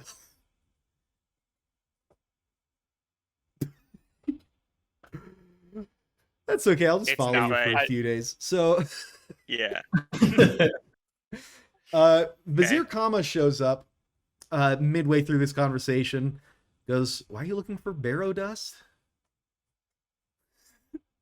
Trying to make something. Oh, okay. I Brew never got something. into metallurgy. What are you looking at? It's fine. You know, like weird Yeah, I metal mean, it's- secrets or whatever, right? That's your thing. Wait, so can I bind that to like one of my spells? Is that something I could use? Is it a secret enough? Now that you I turn sense your that? awareness of secrecy on it, each of these 3 recipes that you got, they're secrets. They're low-level secrets because there's like a lot of alchemists in the world. But yeah, they're definitely secrets. Do you immediately bind any of them? Yeah, my question is, can I bind more than one secret to a single spell? Yeah. Why have anything but one spell? Am I right? Oh Turn my up the God. heat. If you can't handle the heat, get out of the kitchen, dude. Turn it up. Oh man. I Hop feel like over these to aren't going to Meredith's add spell that book. much more than like the one secret that's already on my compel and discretion. I want to put this on my defensive spell because that's probably an area where I'm a bit lacking. So I'm going to throw Force shield or all 3 armor? of these. That's a Or good any of question. your I forgot wards, about force shield. actually, because your wards are pretty sick defensively as well. Let's see. Because it's always good to have a good psychic ward if I want to spec 300% into, psychic stuff. But I feel like I'm always in danger of getting smacked around a little bit. So maybe it would be good to put it on my proxy armor. Sweet. Force shield's also good against projectiles, I guess. Or kinetic ward is, rather. Huh. Oh, force shield, I haven't read that one. I don't think I've ever used that, but that's basically like Alberth's new thing. I think I'm going to put it on combat proxy armor. Right on. All 3 of them. 100%. Sweet. Yeah, sounds great. You can get pretty tanked up now. I would like to direct your attention to another spell on the spell list that you may not have seen or haven't used yet, and that's Enhance Spell 2-pronged. Just a quick pivot table, just looking at all the spells you have and the ways that could work. Could pop. You're right. That's a good point. So Yeah, who else wants some Yasuka armor, guys? Because I just remembered I can probably give that to one other person too. Oh, does that stack with the bear thing? the bear thing? You could also be a bear. Yes, you could be an armored bear. Armored Canadian laser bear versus Damon. Wait, Now, Alberth, let can you me make a clear saddle? something up, because I'm assuming you try this a little bit before heading out into the wild. If you try Enhanced Spell 2-pronged on combat proxy armor, you don't apply that armor to yourself and someone else. You pick 2 targets and apply both of their armor to you. Oh snap! Oh. So you can just kind of Halo 3 armor lock But they do have to be they do have to be consenting to this. I Living can't like consenting point at an targets. enemy. That's the thing about all proxy spells. Yeah, living consenting targets. Wait, but I got it cast on me when I wasn't consenting, Ooh. right? Yes. So there must be So it an is enhanced possible. spell modifier that allows you to bypass that. Ooh. Would That's my already existing enhance potentially allow me to do that? No, it's a specific it would be a specific enhanced is a spell specific. that would remove that requirement. Yeah. So instead of that, though, I'm instead going to use my already enhanced exhaustive strength spell along with it and just give myself exhaustive strength Armor and see what it does. Sweet. that's Right like, the now, more or are you gonna enhanced wait until you're in combat? Because the exhaustive strength will Well- wipe it out for a while. Possibly. But oh yeah, days. so how long does the armor last? Is it an ongoing or does it like wear off? I It is an guess? ongoing thing, but using exhaustive strength really messes with the duration of certain things. It is definitely better for like 10-second bursts of something than for like prolonged usage. That's its primary downfall for sure. Okay, so I couldn't just get like crazy good armor as an ongoing thing if I did that. So that begs the question: do we have anybody that's two people that are like in good armored at least currently? Once you Like meet in the back room. up with Lion, yes, and you're meeting back up with a So- crazy amount of inheritors, like a team of armored demon hunters. So presumably there's gonna be some heavy armor there. Okay, well first, I guess let's just try it. There's at least one person with armor in the room, right? Mm-hmm. Can you take on their armor without first costing anything? Just to experiment. Oh yeah, you can Yeah, just yeah, cast I'll- proxy armor. Okay, so you put on their armor, and then doesn't Alberth have a spell where he can make somebody shed their outer layer? I can. Ectasis. Does that mean that he can create armor that is transferable to somebody else? Do you cast At Ectasis least- on Merigold while he's using combat proxy armor? Yeah. Yeah, so if he doubles up armor, does that mean he can cast it again and we can create suits of massive armor? That are So, invisible, probably. so here's the thing. I love that we're crossing the streams of the different magic systems, but there's something about the sort of mentality of each of these magic systems. Magecraft is certainly very like theoretical and cognitive. And so if there was a mage spell that peeled the outer layer of something, it might do something like that. But druid spells work on a very physical, very literal level. And so when Alberth casts Ectasis on Merigold, all of his clothes fall off. Let's go. As if pulled by a dozen poltergeists. Wait. That begs a second question. Are you able to transfer secrets and bind them to different spells? Don't you interrupt fly. this so that I don't get to roleplay the NPCs reacting to Oh, what you're just right. happened? You're right. All of Marigold's clothes are just flung off. I assume everyone knows, like, we're messing with spells now. We're in the spell playground. No, this didn't just happen mid-conversation or anything. But yeah, all of Marigold's clothes are flung off, and Yasuka and Vizier Kama go like, oh, and Elway just goes, eh. I'm gonna turn to Yasuka grabs William and say, Elway and turns punch me away. in the face. Put your visor down. Punch me in the face. I want to see if All your right, armor still clothes works. I smack him. I'm gonna go for it. Yasuka closes her visor, blocking her vision, and yeah, and then William, you go to punch Merigold in the face and bruise your hand.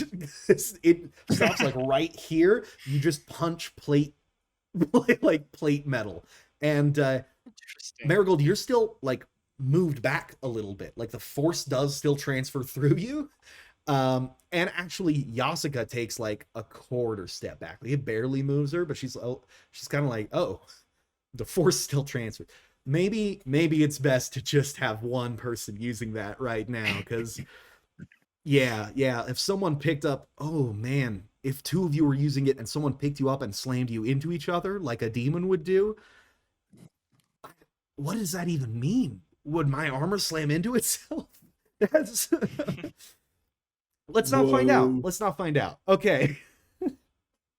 Yeah, at this Also- point, only one of us can use it at a time. So yeah, you're right. That's probably a good cap for now. Sweet. We should go before we're All right, late. I'm gonna I have yeah, a- I'm I gonna have a get quick dressed. question.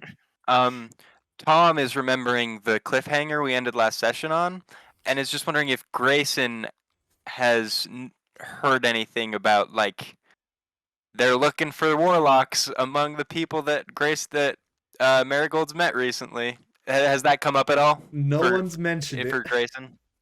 All right, cool. Because I think largely people are treating the Demon Secret issue as separate from the current quest issue and having kind of different parties of inner circle like people that they trust. I do forget if William Sweet. was there for the yeah. But yeah. Finally, you guys, all of you, except for Vizier Kama, because again, people still think she's dead. Everyone else does go off to the royal audience chamber. Lion meets you on the steps of the audience chamber and kind of like nods curtly to the group, and you guys all head in.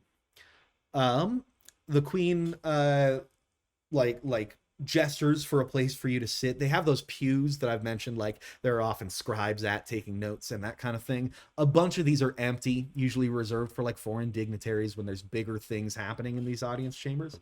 You guys sit down in these pews well past the time that the inheritors, like your big demon hunting cavalry, were supposed to get here. And after a couple of hours, I mean, like riding somewhere on horseback, it's not the most consistent timing, but it does get to the point where it's kind of concerning that they're not here yet. And eventually the queen furrows her brow and like looks over at you as if to check, like they're supposed to be here now, right? And you guys all have like a sneaking suspicion every time Pater Ullman, who again is still the left hand of the queen, every time he like leans over to whisper something to her, which is a lot. He's her left-hand advisor. But every time it's just a little bit concerning. You're not sure if Pater Ullman's whole business has to do with this with the demon secret or with this demon hunting quest. You just know he's bad news. But eventually the queen calls you all up and says, so it's if they're not here now, you ought to ride out to meet them. And tell them that you carry my favor and all of that. And the quest is still sanctioned by the throne.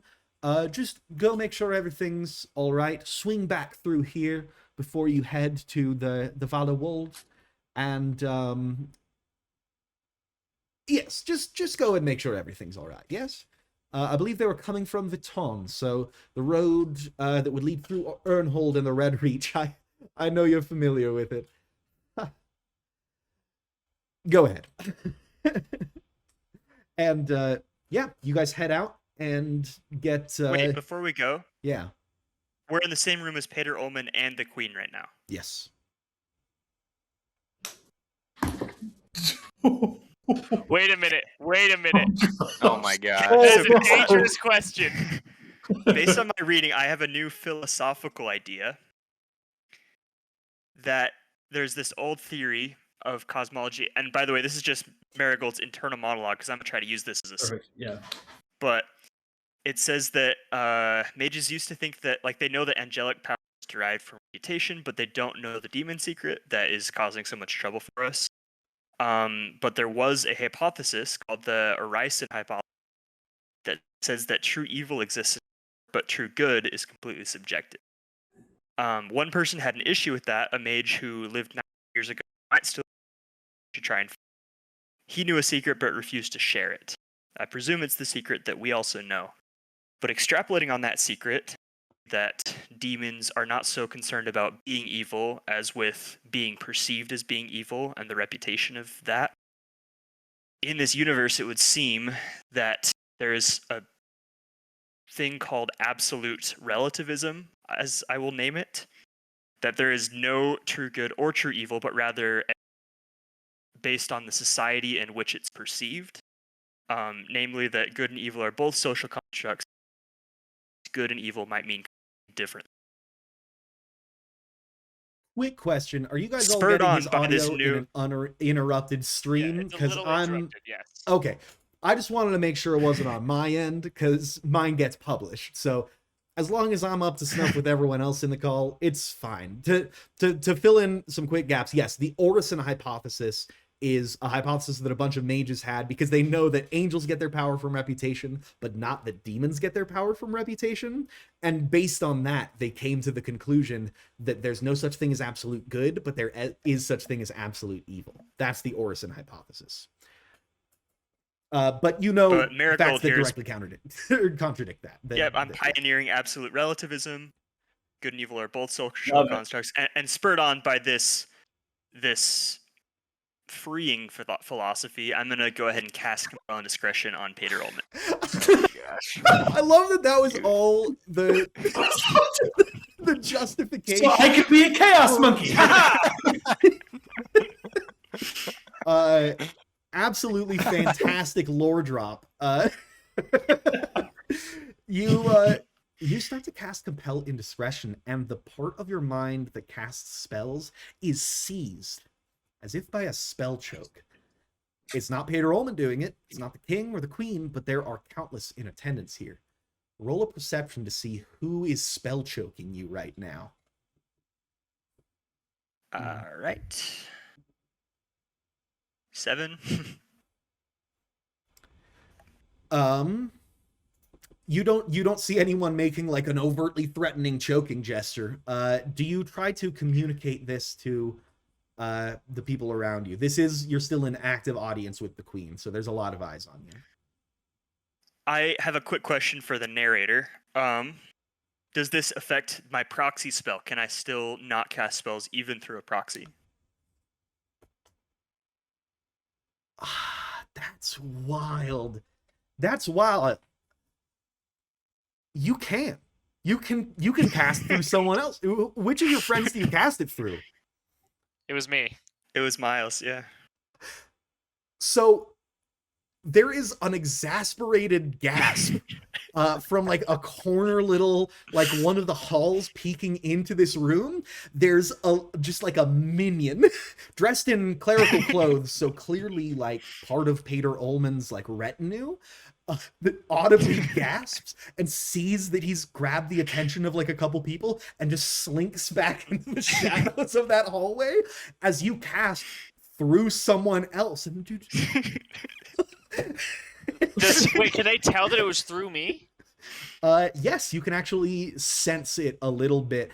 Like that part of your mind that normally casts spells, like a jolt of electricity, something else traveled through it that you didn't direct. That's an excellent And that's question. detectable by somebody who's choking another person. What? So like the guy who's choking like Sam, Yes. or sorry, Merigold, excuse me. Yes. He was able to tell that it was cast through William directly. No, he has no idea why the spell was cast. Oh, Because but he's it spell joking got cast, that's all he Merigold knows. actively. Yeah, because either he was watching Merigold or he has some sense for when someone's going to cast a spell, because he spell choked Merigold and then Merigold cast a spell. So this guy is baffled as he retreats into the hallway. And Peter Ullman's eyes go wide, like someone, like the moment before they have just explosive diarrhea, and he knows that it's gonna come out of his voice box, and he begins to sprint as he shrieks. He happens to know, so people in this state have very little self-control, but just like that demon knew common but still shrieked in its native language of deep cunning, or chthonic, Peter Ullman starts shrieking something in a language that you don't recognize, and sprints into a hallway and away, and it's a full 20 seconds before you stop hearing him. And Yasuka's eyes go wide, and there are, when you look around, one or two other people in the room who go like, excuse me? A bit of world building has been unlocked. You see, common is common. And once there's a language that every kingdom speaks, there's no other languages. You don't make up a reason for there to be an error in communication. There are there are small exceptions. Namely, certain religions retain liturgical languages. Those of the sun and their servants in the mortal plane, inheritors, have organized their like bonds and casting and all of that into a militaristic religion. It has its own problems, but they have like an otherworldly moral compass, so it's got its pros and cons versus just like humans doing things. Normally a militaristic religion is like a straight up red flag, but they're also, yeah, they're exceptions, but they have a liturgical language. I've just realized Merigold, because of his reading earlier in the weeks, knows just a tiny bit of this language, which is High Solar. So you catch bits and pieces of it. You basically know how to say hi and donde está la biblioteca. Like, you know, you don't have like vocabulary in this. You just recognize what the language is. And Yasuka goes, he just admitted to so many crimes. And the queen goes, sorry, what? And Yasuka thinks about this for a moment, and she looks around at the people in the room and thinks like, me and the other people in the room who speak that language, do we know enough to indict this trusted advisor? And she thinks about it, and she says, and she also just like visibly glances at Merigold as if thinking like, it would also give away what Merigold just did to say why Pater Ullman was forced to shriek like admissions of his crimes. And she thinks about it and says, I think I know what happened to Pater Ullman just now. And the queen goes, good, I've never seen anything like that. What an outburst. And Yasuka thinks about it and goes, I will need to repeat some of that to the other inheritors who are coming here, who are going to meet, because it'll be wild for me to just say everything right now. I'm not a more trustworthy source than the people you trust. And the queen thinks about this weird cryptic statement, and she goes, so what you're saying is you're going to find the people who I just told you to go out and find, right? Right? And Yasuka goes, Yep, that's the plan. And the queen says, excellent, fantastic. Okay. Off you go. Thank you. And unless you guys have any other spells to cast, you toddle off. I just had another thought. Is there Morse code in this universe? Sorry, just quick tangent. There are various ciphers, but not Morse code specifically. If we could use one, like, I could tap on my head and Yasuka could feel it, and we could have nonverbal communication at a distance because of this armor thing. Oh. Isn't like telepathy? You can actually still like touch your body, and your like range of motion isn't so you're not sure if like you have to think of something as a threat for it to be blocked by armor, like it's cognitive, or if it's like a Dune shield situation, like it has to be moving fast enough to be registered as a threat. Okay. It's probably just a random thought, yeah. But yeah, okay. Yeah. Carry on. Sweet. Yeah, you guys head out. It's been just over 20 minutes, but we're very close to a plot event. So I'm gonna barrel on very quickly.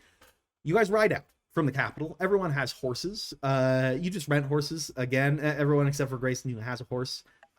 Some of the richer among you might consider buying a permanent horse, but for now, you guys ride out.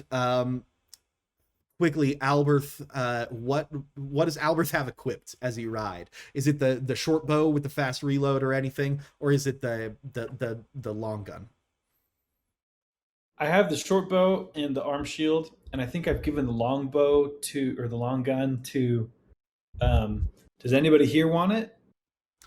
Any of Lion you three? actually goes, I don't really have a ranged option, so while we're on horseback, yeah, and I'm carrying a lot of weight anyways, so. Do Lion... That sounds- Oh, I'm sorry. I did the Yasuka voice for Lion because I pictured an armored woman, and then I just did the Yasuka voice, but she has an insanely thick Venel accent. So she says all of that, but like someone like from 1950s Ireland. So we can move. They yeah. You guys ride out. And you go a serious distance. It is past noonday when you leave, and it's getting into the evening to the point where like there's a point you have to consider, like if we keep riding, we'll have to spend the night.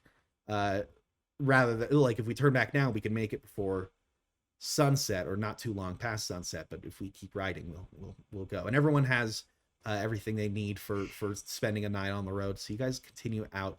You are actually maybe 2/3 of the way between the capital and Ernhold. The capital of the Undery fiefdom, into whose border you have just barely crossed. When finally you come to like you see in the distance a number of figures, and so you slow down your horses, but as you approach, you realize that the figures aren't moving towards you, they're just standing in the middle of the road. And as you get even closer than that, you realize that they are bizarrely thin. They're as if their like bodies just don't match their heads. And as you get close enough, you realize there aren't bodies at all. There's just 4 heads on pikes. And stacked nearby are the dismembered horses they rode in on, and what is presumably the rest of their bodies. It's the heads of the 4 inheritors who are riding out to help you. They have apparently been ritualistically killed and left here on the common road, like on a road that is supposed to be protected by the crown's law. And as you guys pull up to this horrific sight, and Yasuka audibly gasps, having known multiple of these people, she walks around and grimly identifies each of the bodies as Commander Bourne, Lancer Fraith, Lancer Jameson, and Rider Pyric, who were the demon hunting squad that was sent to help you. And as you guys begin to disassemble this gruesome sight, an armed or a mounted force appears over the nearby hill, and upon seeing you next to these bodies, charges down. There's a number of armored riders wearing the colors of the Undery fiefdom, and very, very unfortunately, they all part to the side as the largest armored man on the largest armored horse, a man who you've met before by the name of Baron Keath Layan, rides up, clicks up his visor, and says, Now, what have you all done? And that's where we're going to call it for this week. As you guys are actively being framed for the murder of this small inheritor group. We'll find out what happens next time. Thanks for coming. Dang.